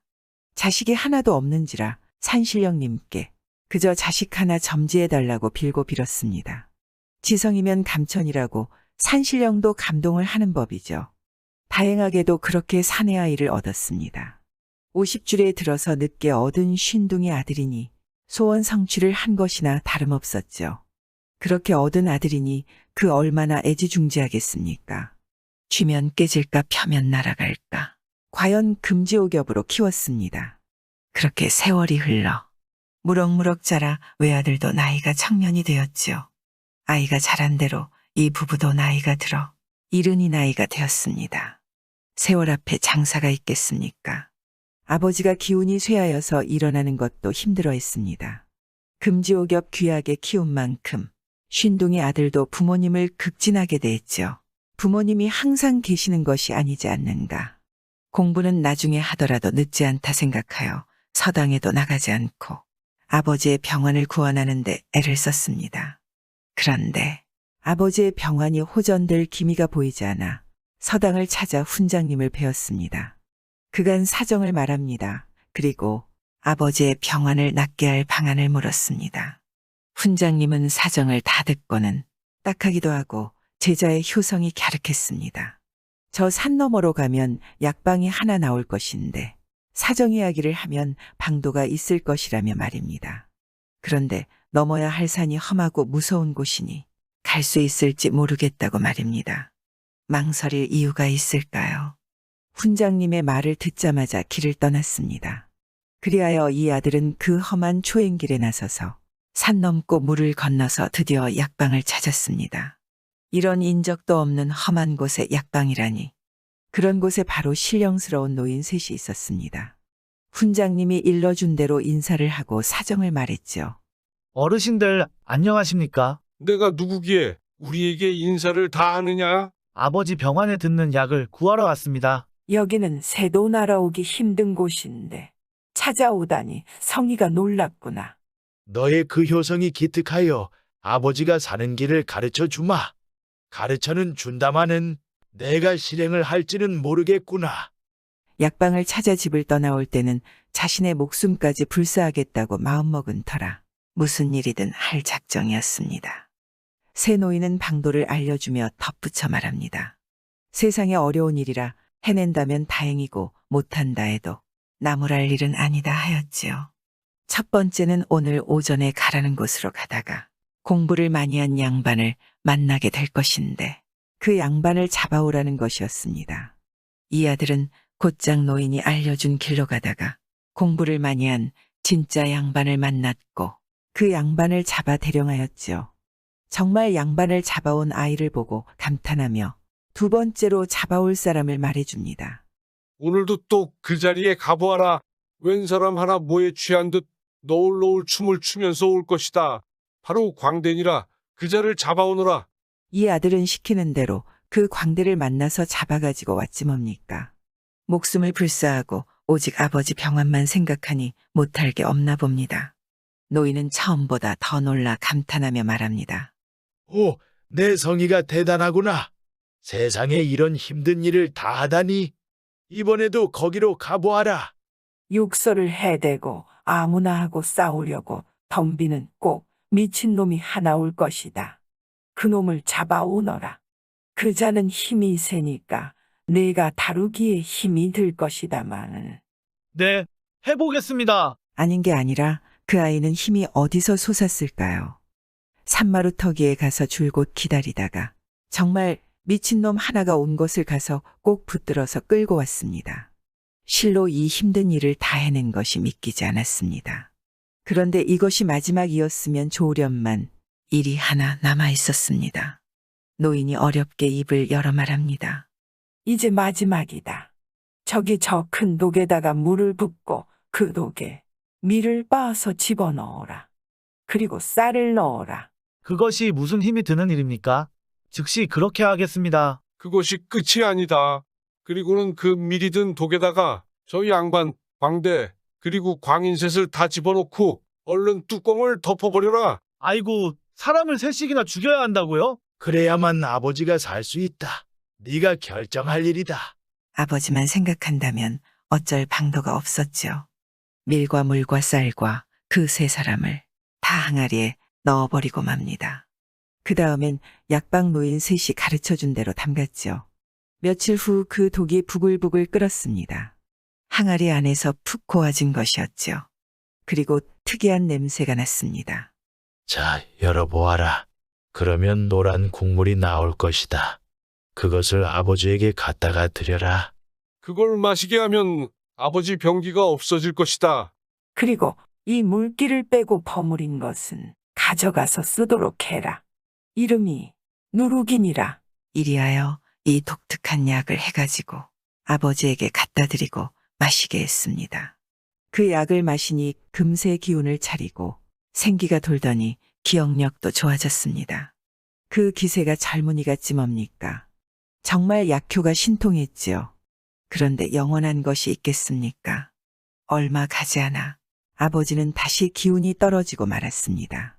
그렇게 기력이 떨어질 때마다 아들은 가지고 있던 누룩으로 아버지에게 해드렸죠. 약방 노인이 알려준 대로 누룩으로 약을 만들었더니 노란 국물인 약수가 만들어졌죠. 본디 약은 쓴법인데 이 약은 맛도 좋아 먹기도 좋았습니다. 그래서인지 약을 드실 때마다 아버지가 말합니다. 웬일인지 이 약이 목에 술술 넘어가는구나. 아버지, 그럼 이 약을 술술 넘어간다 해서 술이라 지어야겠습니다. 이리하여서 그 아들은 술이라는 이름을 붙여 불렀고 그 약 덕에 아버지는 이 술만 들면 젊은이같이 잘 지내게 되었죠. 늘 생기가 넘치고 젊은이 못지않으니 하루는 친구들이 부러워하며 그 비법을 알려달라 했습니다.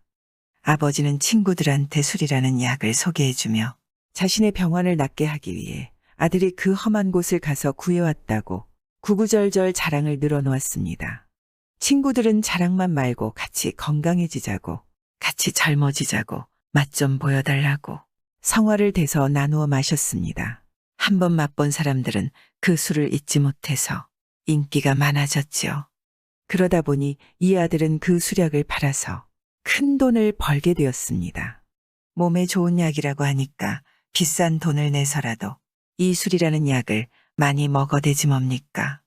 그런데 술이라는 약을 술술 먹어대니 차츰차츰 약효가 세 가지로 나타났죠. 처음 술을 든 사람은 아주 유식해졌습니다. 아는 것도 많아지고 기억력도 총명해지니 아주 고금의 유명한 사람과 책을 통달하여 양반이 따로 없고 군자가 따로 없었습니다. 사람들의 시시비비도 잘 가려 사이좋게 하였습니다. 그런데 이 술이라는 것을 계속 마시다 보니 덩실덩실 춤을 추게 하고 멋진 노래를 부르게 하고 그야말로 예술혼이 나와 광대가 따로 없지 뭡니까? 평소에 놀 줄 모르던 새님 같은 사람도 이 술만 마시면 얼마나 구성지게 잘 노는지 몰랐습니다. 그런데 이 술이라는 약을 더 먹다가 보면 싸움박질을 하고 아무데고 아무에게나 고래고래 소리를 지르고 욕설을 해대고 식구들을 못살게 괴롭히더니 아무데나 토하고 자버리는 꼴이 완전히 미치게 만들었습니다. 처음 사람이 이 약을 먹을 때는 몸에 좋아서 약주라 하였습니다. 다음은 그냥 목에 잘 넘어간다고 해서 술이라 했죠. 그 다음은 미친놈이 된다고 해서 독주라고 했습니다. 처음 먹으면 양반이 되고 다음은 광대가 되고 그 다음은 미쳐버리는 광인이 되는 세 가지 내력이 있다고 합니다. 술술 잘도 넘어가니 술이고 돈돈 잘도 돈다 하여 돈이라 한답니다. 술을 먹으면 돈이 들고 돈이 있으면 술을 든다죠. 그렇게 돈을 들여 술을 마시면 3명의 죽은 혼백이 나타난다 합니다. 세상에 제일 어려운 것이 적당히가 아닌가 싶습니다. 과유불급이라고 뭐든 넘치면 모자르니 못하다고 했습니다. 술이 딱 그런 것이죠. 적당하면 약이 되고 넘치면 독이 되는 술 이야기였습니다. 구독과 좋아요와 함께 오늘도 좋은 날 되세요. 옛날 옛적에 큰 이름 난 산 밑에서 한 사람이 살았습니다. 자식이 하나도 없는지라 산신령님께 그저 자식 하나 점지해달라고 빌고 빌었습니다. 지성이면 감천이라고 산신령도 감동을 하는 법이죠. 다행하게도 그렇게 사내 아이를 얻었습니다. 50줄에 들어서 늦게 얻은 쉰둥이 아들이니 소원 성취를 한 것이나 다름없었죠. 그렇게 얻은 아들이니 그 얼마나 애지중지하겠습니까? 쥐면 깨질까 펴면 날아갈까.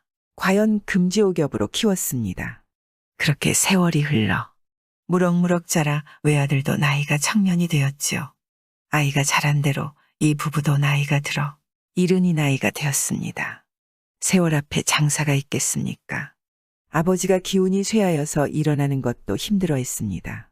금지옥엽 귀하게 키운 만큼 쉰둥이 아들도 부모님을 극진하게 대했죠.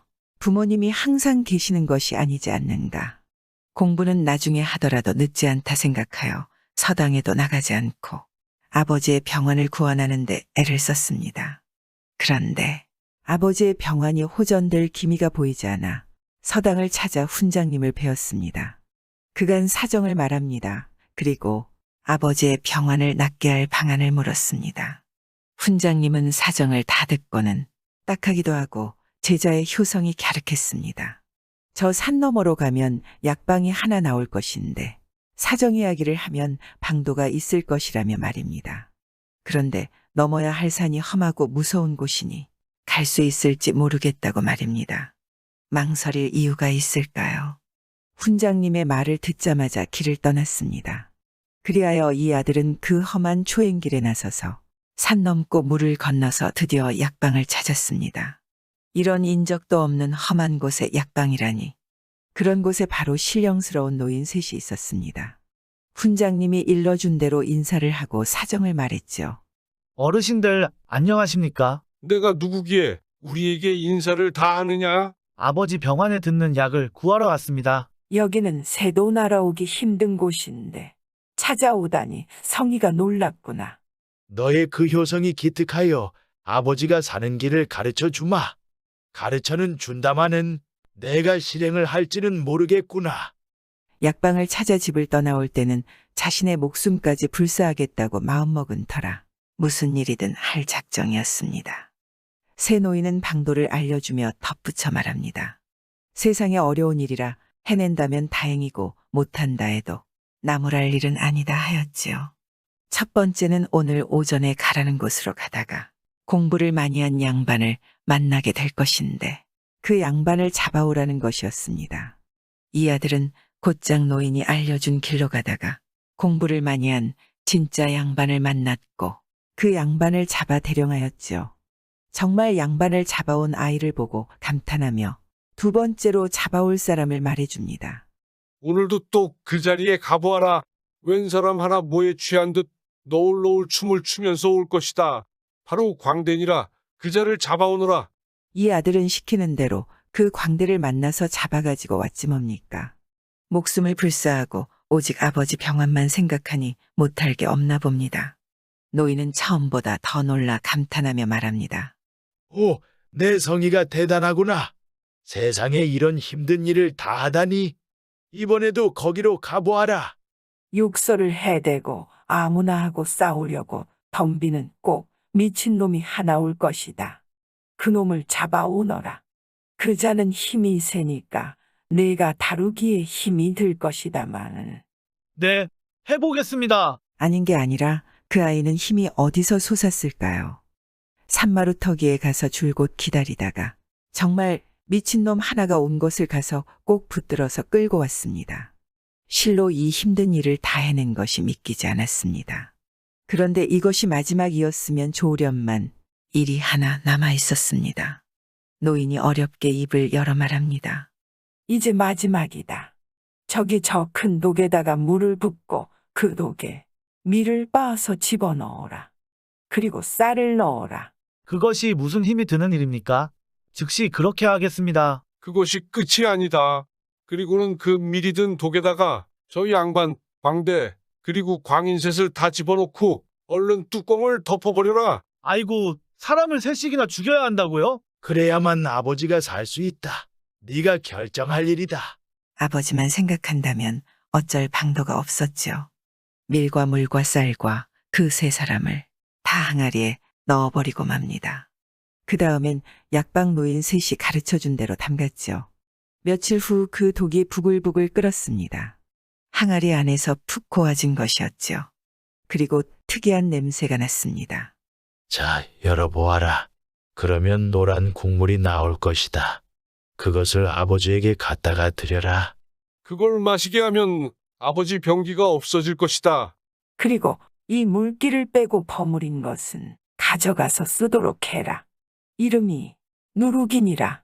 이리하여 이 독특한 약을 해가지고 아버지에게 갖다 드리고 마시게 했습니다. 그 약을 마시니 금세 기운을 차리고 생기가 돌더니 기억력도 좋아졌습니다. 그 기세가 젊은이 같지 뭡니까? 정말 약효가 신통했지요. 그런데 영원한 것이 있겠습니까? 얼마 가지 않아 아버지는 다시 기운이 떨어지고 말았습니다. 그렇게 기력이 떨어질 때마다 아들은 가지고 있던 누룩으로 아버지에게 해드렸죠. 약방 노인이 알려준 대로 누룩으로 약을 만들었더니 노란 국물인 약수가 만들어졌죠. 본디 약은 쓴법인데 이 약은 맛도 좋아 먹기도 좋았습니다. 그래서인지 약을 드실 때마다 아버지가 말합니다. 웬일인지 이 약이 목에 술술 넘어가는구나. 아버지, 그럼 이 약을 술술 넘어간다 해서 술이라 지어야겠습니다. 이리하여서 그 아들은 술이라는 이름을 붙여 불렀고 그 약 덕에 아버지는 이 술만 들면 젊은이같이 잘 지내게 되었죠. 늘 생기가 넘치고 젊은이 못지않으니 하루는 친구들이 부러워하며 그 비법을 알려달라 했습니다. 아버지는 친구들한테 술이라는 약을 소개해주며 자신의 병환을 낫게 하기 위해 아들이 그 험한 곳을 가서 구해왔다고 구구절절 자랑을 늘어놓았습니다.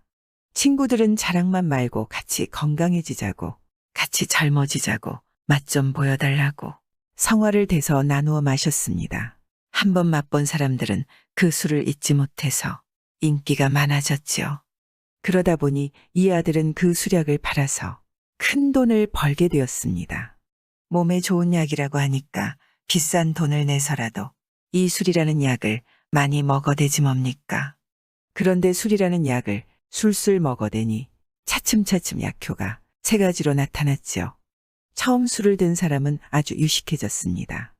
아는 것도 많아지고 기억력도 총명해지니 아주 고금의 유명한 사람과 책을 통달하여 양반이 따로 없고 군자가 따로 없었습니다. 사람들의 시시비비도 잘 가려 사이좋게 하였습니다. 그런데 이 술이라는 것을 계속 마시다 보니 덩실덩실 춤을 추게 하고 멋진 노래를 부르게 하고 그야말로 예술혼이 나와 광대가 따로 없지 뭡니까? 평소에 놀 줄 모르던 새님 같은 사람도 이 술만 마시면 얼마나 구성지게 잘 노는지 몰랐습니다. 그런데 이 술이라는 약을 더 먹다가 보면 싸움박질을 하고 아무데고 아무에게나 고래고래 소리를 지르고 욕설을 해대고 식구들을 못살게 괴롭히더니 아무데나 토하고 자버리는 꼴이 완전히 미치게 만들었습니다. 처음 사람이 이 약을 먹을 때는 몸에 좋아서 약주라 하였습니다. 다음은 그냥 목에 잘 넘어간다고 해서 술이라 했죠. 그 다음은 미친놈이 된다고 해서 독주라고 했습니다. 처음 먹으면 양반이 되고 다음은 광대가 되고 그 다음은 미쳐버리는 광인이 되는 세 가지 내력이 있다고 합니다. 술술 잘도 넘어가니 술이고 돈돈 잘도 돈다 하여 돈이라 한답니다. 술을 먹으면 돈이 들고 돈이 있으면 술을 든다죠. 그렇게 돈을 들여 술을 마시면 3명의 죽은 혼백이 나타난다 합니다. 세상에 제일 어려운 것이 적당히가 아닌가 싶습니다. 과유불급이라고 뭐든 넘치면 모자르니 못하다고 했습니다. 술이 딱 그런 것이죠. 적당하면 약이 되고 넘치면 독이 되는 술 이야기였습니다. 구독과 좋아요와 함께 오늘도 좋은 날 되세요. 옛날 옛적 한선비가 살았습니다. 일찍이 어려서 부모님을 여의고 마음을 의지할 일가 친척도 하나 없이 외롭게 살았죠. 가진 것도 없어 사는 게 늘 궁색했습니다. 그래도 글 공부를 게을리하지 않고 성품이 곧았던 선비는 나이 20에 장가를 들었습니다. 부모복, 돈복은 없었어도 차복은 있었던지 그가 맞은 아내는 가히 절세미인이었지요. 그 미모가 어찌나 출중했던지 누구나 한 번 보면 눈을 뗄 수 없었고 바느질 솜씨가 뛰어나 살림 또한 잘 꾸려갔습니다. 이선비는 이런 아내의 덕으로 근근히 살아갔습니다. 그러던 어느 해 늦은 겨울이었습니다. 몇 해 동안 친정을 다녀오지 못했던 저는 고향에 설새러 가기를 정했죠. 생각해보니 자신에게 시집와서 없는 살림 꾸려가느라 고생만 했던 아내가 가엾지 뭡니까. 기꺼이 허락하고 함께 나섰습니다. 먼 길을 떠나는 터라 말 한 피를 얻어 아내를 태우고 선비는 말고삐를 잡고 걸어서 며칠 동안 가게 되었습니다. 그렇게 가던 어느 날 밤이었지요. 여러 날을 가야 하니 묵어갈 곳을 찾는 터에 하룻밤을 묵기 위해 주막에 이르렀습니다. 막 잠을 청하려던 깊은 밤에 밖에서 사람들이 떠들어대는 소리가 들려오는 게 아니겠습니까? 이 깊은 밤에 웬 소란이란 말인가. 선비는 놀라 일어나 등불을 켰습니다. 그때 방문이 벌컥 열리더니 풍채가 산만한 건장한 남자가 들어오는 것이었습니다. 등불에 비춰보니 이목구비가 또렷하고 인상이 매우 용맹해 보였죠. 놀란 선비는 의연한 척 일어나 맞으며 묻습니다. 그대는 누이신데 이렇게 깊은 밤중에 이처럼 가난한 선비의 방을 찾으셨어. 한밤중 낯선 사내는 자신이 이곳에 온 연유를 밝혔습니다. 산중에 숨어서 사는 사람인데 거느리고 있는 부하만도 1000명이 좋게 넘고 재물 또한 넘쳐나 부유하다고 했습니다. 부족할 거 없이 차고 넘쳐 세상 부러울 것 하나 없다 했지요. 하지만 딱 하나 갖지 못한 것이 있다는 것입니다. 그 사내한테 없는 한 가지는 바로 아내였습니다. 나이 30이 다 돼가지만 장가를 못 갔다는 것입니다. 깊은 산골에 살다 보니 여인도 많지 않았지만 자신의 뜻에 맞지 않아 홀몸으로 지내고 있었다고 말입니다. 그런데 발 없는 말이 천리를 가는 게 소문이긴 해도 어찌 알았을까요? 가난한 선비의 아내가 절세미인으로 마음이 어질고 정숙하기까지 하다는 것을 알고 이렇게 깊은 밤 난입을 하게 되었던 것입니다. 이 용맹한 사내 사정만 듣고 보면 딱하기도 하고 안타까우나 그렇다고 남의 아내를 욕심내고 왔다니요. 말이나 될 법합니까? 기가 막히고 어이없기 짝이 없는 일이었죠. 그 사내는 이선비에게 맡겨놔 둔 사람처럼 당당하게 말합니다. 아내의 소문을 듣고 사모하게 되었어. 정말로 무례한 부탁이오나 당신의 부인을 내 아내로 삼게 해주시오. 아니, 벼란간 무슨 말이여. 선비는 깜짝 놀라 귀를 의심했습니다. 그리고 벌떡 일어났죠. 그 장군이라 불리는 사내는 아랑곳하지 않고 계속해서 말했습니다. 그대는 서울 사람이라 나처럼 산중에 묻혀있지 않으니 색시를 다시 구하기가 쉬울 것이오. 내가 만냥을 드리겠으니 이 돈과 그대의 철을 바꾸도록 합시다. 눈뜨고 고백하겠다는 거 아니겠습니까? 선비가 새파랗게 질린 얼굴로 말합니다. 세상에 남의 철을 빼앗는 법이 어딨고 철을 돈과 바꾸는 법이 어딨어. 하고 물었더니 그는 호탕하게 웃으면서 대답했습니다. 그렇게 생각이 어리석으니 가난하게 사는 것이오. 만냥만 있으면 땅도 사고 집도 사고 또한 색시도 다시 얻을 수 있겠거늘. 나는 한 번 먹은 마음을 돌리지 못하는 사람이오. 이게 무슨 청천벽력 같은 말도 안 되는 소리입니까? 이게 꿈이 아닌 것이 신기한 일이지 뭐겠습니까? 하룻밤에 만냥의 아내를 팔라니요. 참 100번 1000번 생각해도 기가 차는 일이었죠. 그 사내는 처음부터 이 선비의 아름다운 아내를 뺏으러 온 것이었습니다. 결국 선비가 허락하지 않아도 겁탈을 해서라도 데리고 갈 모양이었습니다. 이미 부하들이 문 밖에서 대기하고 있었죠. 이때였습니다. 벽을 격한 안방에서 이 사실을 듣고 있던 아내가 불러 말했습니다. 저들은 큰도적이에요. 어찌 그들에게 대항할 수 있겠습니까? 하면서 구슬피 울기 시작했습니다. 그 모습을 본 선비 또한 그 손을 잡고 통곡하며 말했죠. 내 비록 죽을지언정 어찌 부인을 보낼 수 있으리. 내 목숨을 걸고 당신을 지킬 것이오. 그런데 아내는 울음을 멈추고 덤덤히 선비를 타이르듯 말합니다. 서방님 제 말 잘 들으셔요. 이몸과 사는 동안 언제나 춥고 배고프셨어요.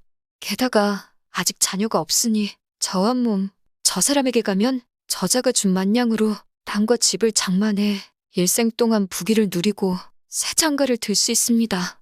또한 이 몸도 일생 동안 잘 먹고 잘 입을게 아니겠습니까? 아름답고 마음이 어진 아내는 알고 있었습니다. 저들 뜻에 따르지 않으면 자신의 낭군님 목숨이 무사하지 못할 것이고 자신은 또한 어차피 끌려갈 처지인 것을 말입니다. 자신의 낭군님의 목숨을 위한 것이었습니다. 선비는 파르르 떨면서 우는 아내의 어깨를 감싸면서 몸부림쳤습니다. 절대로 그자들에게 보낼 수 없다 하며 울부짖었습니다. 그럴수록 아름다운 아내는 단호해졌습니다. 서방님이 거절하면 저희가 이 몸을 겁탈하여 데리고 갈 것이오. 서방님 또한 살아남을 수 없을 것이오. 어서 속히 이 몸을 보내주셔야 합니다. 선비가 하는 수 없이 아내의 방에서 나와 자신의 방으로 들어갑니다. 그때 낯선 사람 하나가 웃으며 말합니다. 네, 밖에서 잠깐 엿들었는데 그대의 아내는 과연 현숙하도다. 몇 칭찬을 하지 뭡니까? 이때 선비의 저는 그자의 종놈을 불러일렀습니다. 내가 장군을 따라가겠으니 머리 빗고 세수하고 옷 갈아입을 동안 너희들은 교자와 하인을 대기하게 하라. 이미 선비는 넋이 나가 망연자실 방 안에 우두커니 앉아 있는데 방문이 열리고 돈만냥이 들어왔지요. 선비는 끌려가는 아내와 돈만냥을 보니 너무나 슬퍼서 문지방에 머리를 부딪히며 애통해했습니다. 하룻밤 사이 이 무슨 변이란 말입니까? 밖에 들려오는 소리가 아내가 드디어 여러 도적들의 옹의를 받으며 교자를 타고 나가는 게 아니지 뭡니까? 그리고 낯선 사람은 흡족한 웃음을 지으면서 너무 크게 상심하지 말라며 작별을 고하고는 떠났습니다. 이 선비는 어찌 살까요? 만냥으로 어찌 저리도 아름답고 마음씨 어진 아내를 구할 수나 있단 말입니까? 선비가 통곡하며 아내가 있던 안방으로 들어갔습니다. 그런데 이게 웬일입니까?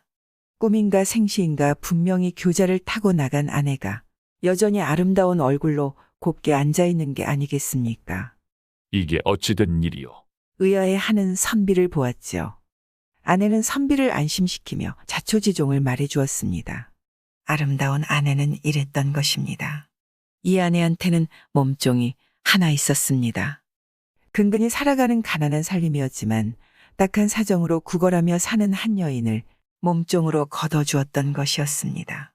그 몸종의 생김이 이 아내와 닮았던 것이었지요. 해서 아내는 자신과 비슷하게 생겼기에 그 애를 치장하여 대신 보냈던 것입니다. 그 애도 도적에게 시집가면 잘 먹고 잘 입고 대우받으며 살 수 있으니 여기 있는 것보다 나을 거라 생각했던 것입니다. 아름다운 아내의 기지로 모두가 살 수 있었던 것입니다. 선비는 너무나 기뻐서 크게 소리를 지르며 아내를 보고 또 보았죠. 하룻밤 사이에 천당과 지옥을 오갔던 것입니다. 그렇게 부부는 만냥을 가지고 시골로 돌아가 밭과 집을 사서 부자가 되었습니다. 뿐만 아니라 선비는 더욱 공부에 힘써 벼슬이 높아졌고 자손을 또한 많이 얻어 죽을 때까지 해로하며 행복하게 살았다고 합니다. 하늘이 무너져도 솟아날 구멍은 있다 했고 호랑이 굴에 들어가도 정신만 바짝 차리면 살 수 있다고 했습니다. 가난한 선비의 아내의 기지로 부부는 목숨을 구했고 몸종은 새 삶을 살게 되었습니다. 때로는 사방이 막혀서 도저히 헤어날 구석이 없는 것 같아도 반드시 방법은 있기 마련이겠지요. 구독과 좋아요와 함께 오늘도 좋은 날 되세요. 옛날 옛적 한 선비가 살았습니다. 일찍이 어려서 부모님을 여의고 마음을 의지할 일가 친척도 하나 없이 외롭게 살았죠. 가진 것도 없어 사는 게 늘 궁색했습니다. 그래도 글 공부를 게을리하지 않고 성품이 곧았던 선비는 나이 20에 장가를 들었습니다. 부모복, 돈복은 없었어도 차복은 있었던지 그가 맞은 아내는 가히 절세미인이었지요. 그 미모가 어찌나 출중했던지 누구나 한 번 보면 눈을 뗄 수 없었고 바느질 솜씨가 뛰어나 살림 또한 잘 꾸려갔습니다. 이 선비는 이런 아내의 덕으로 근근히 살아갔습니다. 그러던 어느 해 늦은 겨울이었습니다. 몇 해 동안 친정을 다녀오지 못했던 저는 고향에 설새러 가기를 정했죠. 생각해보니 자신에게 시집와서 없는 살림 꾸려가느라 고생만 했던 아내가 가엾지 뭡니까. 기꺼이 허락하고 함께 나섰습니다. 먼 길을 떠나는 터라 말 한 피를 얻어 아내를 태우고 선비는 말고삐를 잡고 걸어서 며칠 동안 가게 되었습니다. 그렇게 가던 어느 날 밤이었지요. 여러 날을 가야 하니 묵어갈 곳을 찾는 터에 하룻밤을 묵기 위해 주막에 이르렀습니다. 막 잠을 청하려던 깊은 밤에 밖에서 사람들이 떠들어대는 소리가 들려오는 게 아니겠습니까? 이 깊은 밤에 웬 소란이란 말인가. 선비는 놀라 일어나 등불을 켰습니다. 그때 방문이 벌컥 열리더니 풍채가 산만한 건장한 남자가 들어오는 것이었습니다. 등불에 비춰보니 이목구비가 또렷하고 인상이 매우 용맹해 보였죠. 놀란 선비는 의연한 척 일어나 맞으며 묻습니다. 그대는 누이신데 이렇게 깊은 밤중에 이처럼 가난한 선비의 방을 찾으셨어. 한밤중 낯선 사내는 자신이 이곳에 온 연유를 밝혔습니다.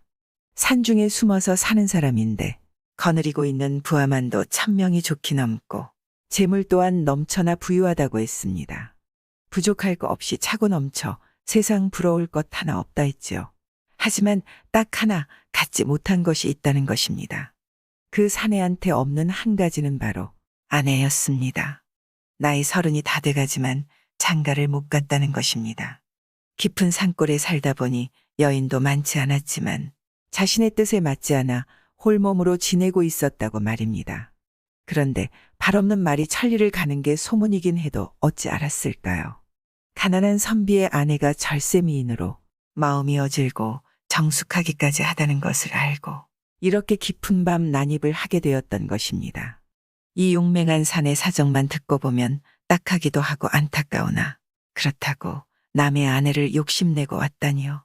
말이나 될 법합니까? 기가 막히고 어이없기 짝이 없는 일이었죠. 그 사내는 이 선비에게 맡겨놔 둔 사람처럼 당당하게 말합니다. 아내의 소문을 듣고 사모하게 되었어. 정말로 무례한 부탁이오나 당신의 부인을 내 아내로 삼게 해주시오. 아니, 벼란간 무슨 말이여. 선비는 깜짝 놀라 귀를 의심했습니다. 그리고 벌떡 일어났지요. 그 장군이라 불리는 사내는 아랑곳하지 않고 계속해서 말했습니다. 그대는 서울 사람이라 나처럼 산중에 묻혀있지 않으니 색시를 다시 구하기가 쉬울 것이오. 내가 만냥을 드리겠으니 이 돈과 그대의 철을 바꾸도록 합시다. 눈뜨고 고백하겠다는 거 아니겠습니까? 선비가 새파랗게 질린 얼굴로 말합니다. 세상에 남의 철을 빼앗는 법이 어딨고 철을 돈과 바꾸는 법이 어딨어. 하고 물었더니 그는 호탕하게 웃으면서 대답했습니다. 그렇게 생각이 어리석으니 가난하게 사는 것이오. 만냥만 있으면 땅도 사고 집도 사고 또한 색시도 다시 얻을 수 있겠거늘. 나는 한 번 먹은 마음을 돌리지 못하는 사람이오. 이게 무슨 청천벽력 같은 말도 안 되는 소리입니까? 이게 꿈이 아닌 것이 신기한 일이지 뭐겠습니까? 하룻밤에 만냥의 아내를 팔라니요. 참 100번 1000번 생각해도 기가 차는 일이었죠. 그 사내는 처음부터 이 선비의 아름다운 아내를 뺏으러 온 것이었습니다. 결국 선비가 허락하지 않아도 겁탈을 해서라도 데리고 갈 모양이었습니다. 이미 부하들이 문 밖에서 대기하고 있었죠. 이때였습니다. 벽을 격한 안방에서 이 사실을 듣고 있던 아내가 불러 말했습니다. 저들은 큰도적이에요. 어찌 그들에게 대항할 수 있겠습니까? 하면서 구슬피 울기 시작했습니다. 그 모습을 본 선비 또한 그 손을 잡고 통곡하며 말했죠. 내 비록 죽을지언정 어찌 부인을 보낼 수 있으리. 내 목숨을 걸고 당신을 지킬 것이오. 그런데 아내는 울음을 멈추고 덤덤히 선비를 타이르듯 말합니다. 서방님 제 말 잘 들으셔요. 이몸과 사는 동안 언제나 춥고 배고프셨어요. 게다가 아직 자녀가 없으니 저 한 몸, 저 사람에게 가면 저자가 준 만냥으로 땅과 집을 장만해 일생 동안 부귀를 누리고 새 장가를 들 수 있습니다. 또한 이 몸도 일생 동안 잘 먹고 잘 입을 게 아니겠습니까? 아름답고 마음이 어진 아내는 알고 있었습니다. 저들 뜻에 따르지 않으면 자신의 낭군님 목숨이 무사하지 못할 것이고 자신은 또한 어차피 끌려갈 처지인 것을 말입니다. 자신의 낭군님의 목숨을 위한 것이었습니다. 선비는 파르르 떨면서 우는 아내의 어깨를 감싸면서 몸부림쳤습니다. 절대로 그자들에게 보낼 수 없다 하며 울부짖었습니다. 그럴수록 아름다운 아내는 단호해졌습니다. 서방님이 거절하면 저희가 이 몸을 겁탈하여 데리고 갈 것이오. 서방님 또한 살아남을 수 없을 것이오. 어서 속히 이 몸을 보내주셔야 합니다. 선비가 하는 수 없이 아내의 방에서 나와 자신의 방으로 들어갑니다. 그때 낯선 사람 하나가 웃으며 말합니다. 네, 밖에서 잠깐 엿들었는데 그대의 아내는 과연 현숙하도다. 몇 칭찬을 하지 뭡니까? 이때 선비의 저는 그자의 종놈을 불러일렀습니다.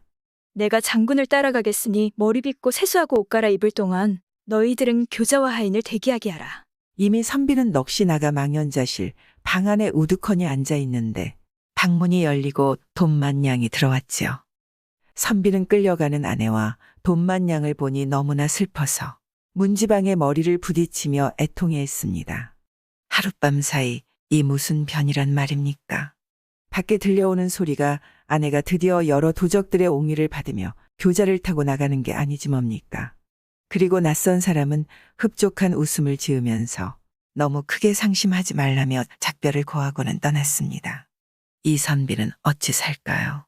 만냥으로 어찌 저리도 아름답고 마음씨 어진 아내를 구할 수나 있단 말입니까? 선비가 통곡하며 아내가 있던 안방으로 들어갔습니다. 그런데 이게 웬일입니까? 꿈인가 생시인가 분명히 교자를 타고 나간 아내가 여전히 아름다운 얼굴로 곱게 앉아있는 게 아니겠습니까? 이게 어찌된 일이오? 의아해하는 선비를 보았지요. 아내는 선비를 안심시키며 자초지종을 말해주었습니다. 아름다운 아내는 이랬던 것입니다. 이 아내한테는 몸종이 하나 있었습니다. 근근히 살아가는 가난한 살림이었지만 딱한 사정으로 구걸하며 사는 한 여인을 몸종으로 거둬주었던 것이었습니다. 그 몸종의 생김이 이 아내와 닮았던 것이었지요. 해서 아내는 자신과 비슷하게 생겼기에 그 애를 치장하여 대신 보냈던 것입니다. 그 애도 도적에게 시집가면 잘 먹고 잘 입고 대우받으며 살 수 있으니 여기 있는 것보다 나을 거라 생각했던 것입니다. 아름다운 아내의 기지로 모두가 살 수 있었던 것입니다. 선비는 너무나 기뻐서 크게 소리를 지르며 아내를 보고 또 보고 또 보았죠. 하룻밤 사이에 천당과 지옥을 오갔던 것입니다. 그렇게 부부는 만냥을 가지고 시골로 돌아가 밭과 집을 사서 부자가 되었습니다. 뿐만 아니라 선비는 더욱 공부에 힘써 벼슬이 높아졌고 자손을 또한 많이 얻어 죽을 때까지 해로하며 행복하게 살았다고 합니다. 하늘이 무너져도 솟아날 구멍은 있다 했고 호랑이 굴에 들어가도 정신만 바짝 차리면 살 수 있다고 했습니다. 가난한 선비의 아내의 기지로 부부는 목숨을 구했고 몸종은 새 삶을 살게 되었습니다. 때로는 사방이 막혀서 도저히 헤어날 구석이 없는 것 같아도 반드시 방법은 있기 마련이겠지요. 구독과 좋아요와 함께 오늘도 좋은 날 되세요. 옛날 옛적 집신을 잘 삼는 한 사람이 살았습니다. 이 사람은 짚을 삼아 파는 집신 장수였지요. 솜씨가 좋아 찾는 이들도 있었지만 그래도 본디 집신 팔아 사는 형편이라는 게 늘 빠듯해 넉넉한 편이 못 되었지요. 그래서 늘 아쉬워했습니다.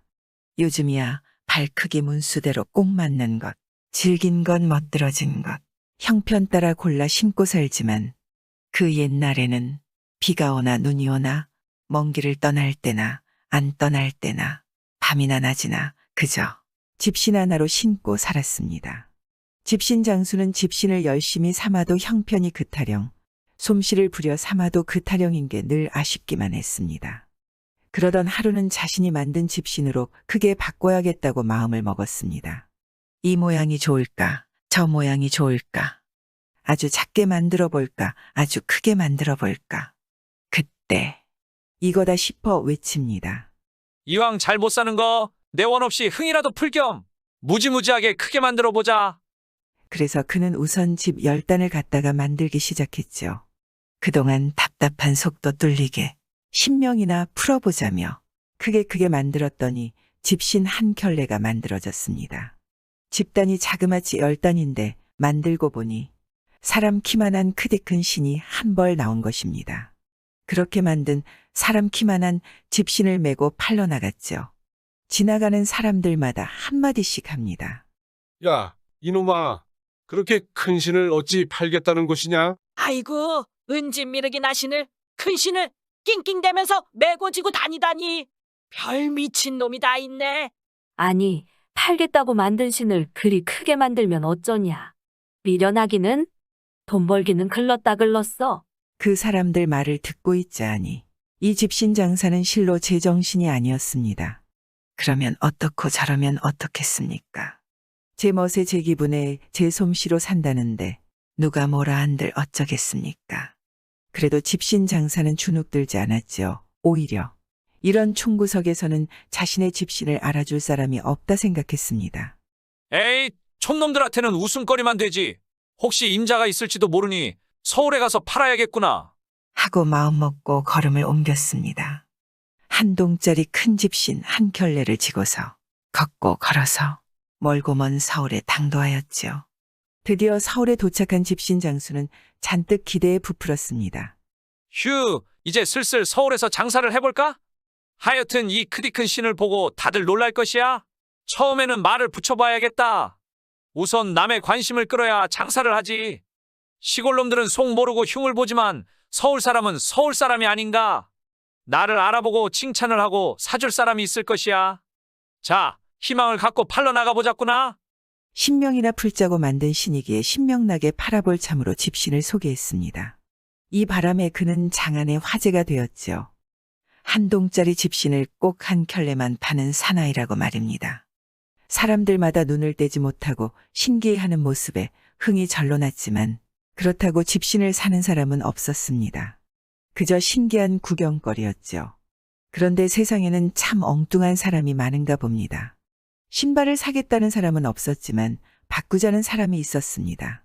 집 한 동을 들여서 신 한 켤레를 삼은 신이 있으면 이 병풍하고 바꾸겠다는 광고가 붙은 것입니다. 드디어 임자가 나타났군. 어디 가보자.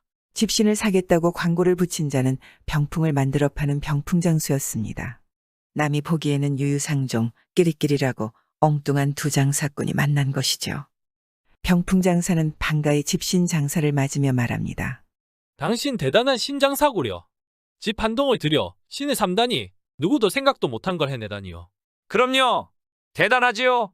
설사 이 집신을 못 신어도 아까울 거 하나 없습니다. 내버려두면 썩어서 거름이라도 할 것이니 내 신은 제 값을 할 것이요. 집신 장수는 자신의 신 앞에서 우쭐우쭐했습니다. 자신의 신을 처음을 알아봐준 임자인데다 자랑을 하다 보니 버릴 데 하나 없는 멋지고 쓸모있는 세상에 하나밖에 없는 신이거든 말입니다. 그리고는 병풍이 궁금했습니다. 자신의 집신과 견줄만 하기는 한 것인가. 대기병풍은 그 무슨 가치가 있소이까? 남이 안 하는 특이한 것을 해야 신통하고 비범한 사람이 아니겠소? 남과 똑같다면 뭐가 특별하겠소? 또 특별하지 않다면 남의 주목을 받을 수나 있겠소? 사람들한테 주목과 관심을 끌어야 내 실력을 보여줄 기회가 올 것인데 말이요. 병풍이 궁금한 터인데 말이 길어지니 대답을 재촉합니다. 자, 훈계는 그만하시고 병풍 자랑이나 해보시오. 내 병풍은 특별해서 애초 특별한 사람에게 팔려고 했소. 마침 당신이 장안의 화제를 뿌린 신발 장수니까 당신의 특별한 그 신을 이 병풍하고 바꾸어서 팔러 다니려 하오. 그러면 내가 유명한 사람이 될 것이 아니오. 그렇게 되면 특별한 신발도 팔게 되고 내 병풍 솜씨도 파는 거 아니겠소? 장사라는 게 소문이 나야 흥정이라도 붙이는 것 아니겠소? 그런데 이 병풍 하나 가지고는 소문이 안 나거든요. 듣자 하니 맞는 말이긴 해도 그것은 당신 생각이오. 내 생각은 이 병풍을 사서 손해를 보느냐 안 보느냐 이것이오. 어서 말하시오. 장사꾼답게 손해보는 장사는 할 수 없었죠. 그때 병풍장수가 가까이 와 속삭입니다. 자, 길을 이리 대보시오. 이것은 비밀이 많은 병풍이니까 아무도 몰라야 하오. 당신이 평생 이 병풍으로 잘 먹고 잘 살면 손해볼 거 하나 없는 거 아니오? 그야 좋지만 그러면 어디 들어봅시다. 과연 듣고 보니 그럴 만하였습니다. 자신의 버릴 데 없는 특별한 집신하고는 비할 수 없이 신통방통한 병풍이었죠. 망설일 필요가 있을까요? 두말할 것 없이 특별한 신발과 특별한 병풍을 바꿔 집으러 갔습니다. 이 엉뚱한 신발 장수는 바로 화수분 같은 진짜 보물 병풍과 바꾼 것입니다. 웃음이 절로 나고 걸음이 어찌나 가벼운지 집에 가서 부자가 될 생각을 하니까 나는 듯 했습니다. 하하하하. 사람이 생각하는 것이 특별해야 특별한 일이 생긴다니까. 집신 장수는 동네 사람들을 불렀습니다. 모두 손가락질했던 집신으로 보물 병풍을 얻어왔으니 자랑도 해야 했지요. 그리고 그간 무시받던 것도 갚아주고 싶었습니다. 왜 안 그러겠습니까? 집신은 어디 가고 없고 무슨 병풍을 가져왔다고 하니까 다들 궁금하게 여기고서 구름대같이 몰려들었습니다. 미친놈이 미친 짓을 했으니 우리 구경이나 갈까? 말은 이렇게 했어도 사실 궁금하기 짝이 없었죠.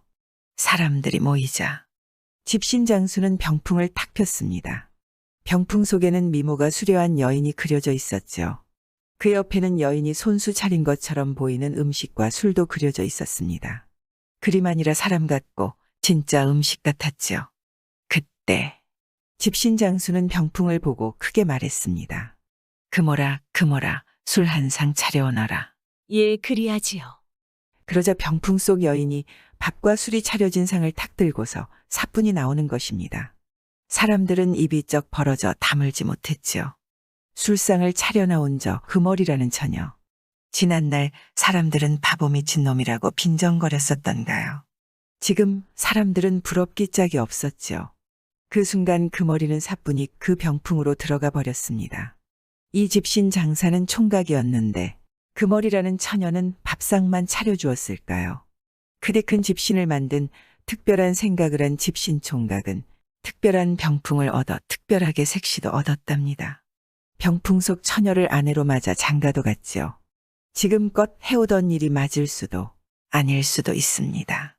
집신장수처럼 답답함과 아쉬움이 남는다면 변화를 생각해보고 고되더라도 흥이 난다면 누가 알아주던 말던 즐기면 되는 거 아니겠습니까? 그러다 보면 특별한 행운이 찾아오겠지요. 이런 걸 보면 우리도 좀 색다르게 살아볼 일인가 봅니다.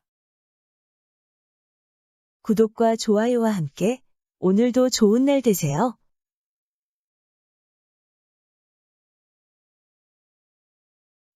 옛날 옛적 집신을 잘 삼는 한 사람이 살았습니다. 이 사람은 집을 삼아 파는 집신 장수였죠. 솜씨가 좋아 찾는 이들도 있었지만 그래도 본디 집신 팔아 사는 형편이라는 게 늘 빠듯해 넉넉한 편이 못 되었지요. 그래서 늘 아쉬워했습니다. 요즘이야 발 크기 문수대로 꼭 맞는 것, 질긴 것, 멋들어진 것, 형편 따라 골라 신고 살지만 그 옛날에는 비가 오나 눈이 오나 먼 길을 떠날 때나 안 떠날 때나 밤이나 낮이나 그저 집신 하나로 신고 살았습니다. 집신 장수는 집신을 열심히 삼아도 형편이 그타령, 솜씨를 부려 삼아도 그타령인 게 늘 아쉽기만 했습니다. 그러던 하루는 자신이 만든 집신으로 크게 바꿔야겠다고 마음을 먹었습니다. 이 모양이 좋을까? 저 모양이 좋을까? 아주 작게 만들어 볼까? 아주 크게 만들어 볼까? 그때 이거다 싶어 외칩니다. 이왕 잘 못 사는 거 내 원 없이 흥이라도 풀 겸 무지무지하게 크게 만들어 보자. 그래서 그는 우선 집 10단을 갖다가 만들기 시작했죠. 그동안 답답한 속도 뚫리게 10명이나 풀어보자며 크게 만들었더니 집신 한 켤레가 만들어졌습니다. 집단이 자그마치 10단인데 만들고 보니 사람 키만한 크디큰 신이 한 벌 나온 것입니다. 그렇게 만든 사람 키만한 집신을 메고 팔러 나갔죠. 지나가는 사람들마다 한마디씩 합니다. 야, 이놈아, 그렇게 큰 신을 어찌 팔겠다는 것이냐? 아이고, 은진미르기 나신을 큰 신을 낑낑대면서 메고 지고 다니다니. 별 미친 놈이 다 있네. 아니, 팔겠다고 만든 신을 그리 크게 만들면 어쩌냐. 미련하기는 돈 벌기는 글렀다 글렀어. 그 사람들 말을 듣고 있자니 이 집신 장사는 실로 제정신이 아니었습니다. 그러면 어떻고 저러면 어떻겠습니까? 제 멋에 제 기분에 제 솜씨로 산다는데 누가 뭐라 한들 어쩌겠습니까? 그래도 집신 장사는 주눅들지 않았죠. 오히려 이런 총구석에서는 자신의 집신을 알아줄 사람이 없다 생각했습니다. 에이, 촌놈들한테는 웃음거리만 되지.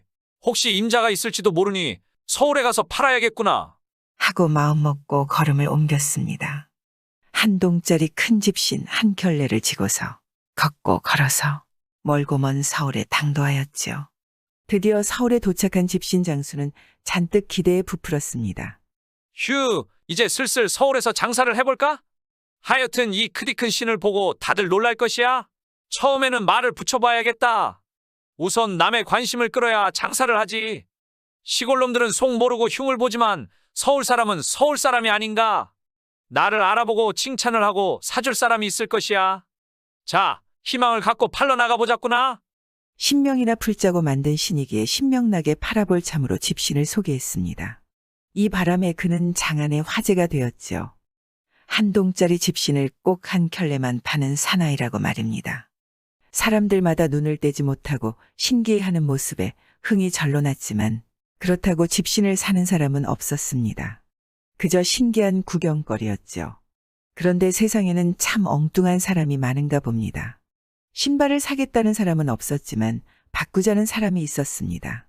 집 한 동을 들여서 신 한 켤레를 삼은 신이 있으면 이 병풍하고 바꾸겠다는 광고가 붙은 것입니다.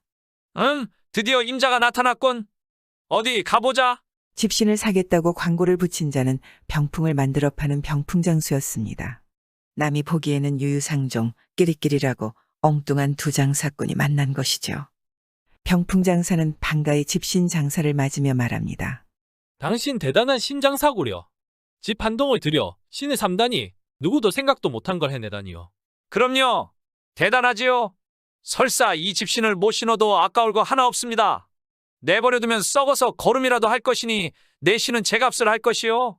집신 장수는 자신의 신 앞에서 우쭐우쭐했습니다. 자신의 신을 처음을 알아봐준 임자인데다 자랑을 하다 보니 버릴 데 하나 없는 멋지고 쓸모있는 세상에 하나밖에 없는 신이거든 말입니다. 그리고는 병풍이 궁금했습니다. 자신의 집신과 견줄만 하기는 한 것인가. 대기병풍은 그 무슨 가치가 있소이까? 남이 안 하는 특이한 것을 해야 신통하고 비범한 사람이 아니겠소? 남과 똑같다면 뭐가 특별하겠소? 또 특별하지 않다면 남의 주목을 받을 수나 있겠소? 사람들한테 주목과 관심을 끌어야 내 실력을 보여줄 기회가 올 것인데 말이요. 병풍이 궁금한 터인데 말이 길어지니 대답을 재촉합니다. 자, 훈계는 그만하시고 병풍 자랑이나 해보시오. 내 병풍은 특별해서 애초 특별한 사람에게 팔려고 했소. 마침 당신이 장안의 화제를 뿌린 신발 장수니까 당신의 특별한 그 신을 이 병풍하고 바꾸어서 팔러 다니려 하오. 그러면 내가 유명한 사람이 될 것이 아니오. 그렇게 되면 특별한 신발도 팔게 되고 내 병풍 솜씨도 파는 거 아니겠소? 장사라는 게 소문이 나야 흥정이라도 붙이는 것 아니겠소? 그런데 이 병풍 하나 가지고는 소문이 안 나거든요. 듣자 하니 맞는 말이긴 해도 그것은 당신 생각이오. 내 생각은 이 병풍을 사서 손해를 보느냐 안 보느냐 이것이오. 어서 말하시오. 장사꾼답게 손해보는 장사는 할 수 없었죠. 그때 병풍장수가 가까이 와 속삭입니다. 자, 길이길이 대보시오. 이것은 비밀이 많은 병풍이니까 아무도 몰라야 하오. 당신이 평생 이 병풍으로 잘 먹고 잘 살면 손해볼 거 하나 없는 거 아니오? 그야 좋지만 그러면 어디 들어봅시다. 과연 듣고 보니 그럴 만하였습니다. 자신의 버릴 데 없는 특별한 집신하고는 비할 수 없이 신통방통한 병풍이었죠. 망설일 필요가 있을까요? 두말할 것 없이 특별한 신발과 특별한 병풍을 바꿔 집으로 갔습니다. 이 엉뚱한 신발 장수는 바로 화수분 같은 진짜 보물 병풍과 바꾼 것입니다. 웃음이 절로 나고 걸음이 어찌나 가벼운지 집에 가서 부자가 될 생각을 하니까 나는 듯했습니다. 하하하하. 사람이 생각하는 것이 특별해야 특별한 일이 생긴다니까. 집신장수는 동네 사람들을 불렀습니다. 모두 손가락질했던 집신으로 보물 병풍을 얻어왔으니 자랑도 해야 했죠. 그리고 그간 무시받던 것도 갚아주고 싶었습니다. 왜 안 그러겠습니까? 집신은 어디 가고 없고 무슨 병풍을 가져왔다고 하니까 다들 궁금하게 여기고서 구름대같이 몰려들었습니다. 미친놈이 미친 짓을 했으니 우리 구경이나 갈까? 말은 이렇게 했어도 사실 궁금하기 짝이 없었죠. 사람들이 모이자 집신 장수는 병풍을 탁 폈습니다. 병풍 속에는 미모가 수려한 여인이 그려져 있었죠. 그 옆에는 여인이 손수 차린 것처럼 보이는 음식과 술도 그려져 있었습니다. 그림 아니라 사람 같고 진짜 음식 같았죠. 그때 집신 장수는 병풍을 보고 크게 말했습니다. 금오라, 금오라, 술 한 상 차려오너라. 예, 그리하지요. 그러자 병풍 속 여인이 밥과 술이 차려진 상을 탁 들고서 사뿐히 나오는 것입니다. 사람들은 입이 쩍 벌어져 다물지 못했지요. 술상을 차려 나온 저 금월이라는 처녀. 지난날 사람들은 바보 미친 놈이라고 빈정거렸었던가요. 지금 사람들은 부럽기 짝이 없었지요. 그 순간 금월이는 사뿐히 그 병풍으로 들어가 버렸습니다. 이 집신 장사는 총각이었는데 금월이라는 처녀는 밥상만 차려주었을까요? 그대 큰 집신을 만든 특별한 생각을 한 집신 총각은 특별한 병풍을 얻어 특별하게 색시도 얻었답니다. 병풍 속 처녀를 아내로 맞아 장가도 갔지요. 지금껏 해오던 일이 맞을 수도 아닐 수도 있습니다. 집신장수처럼 답답함과 아쉬움이 남는다면 변화를 생각해보고 고되더라도 흥이 난다면 누가 알아주던 말던 즐기면 되는 거 아니겠습니까? 그러다 보면 특별한 행운이 찾아오겠죠. 이런 걸 보면 우리도 좀 색다르게 살아볼 일인가 봅니다. 구독과 좋아요와 함께 오늘도 좋은 날 되세요.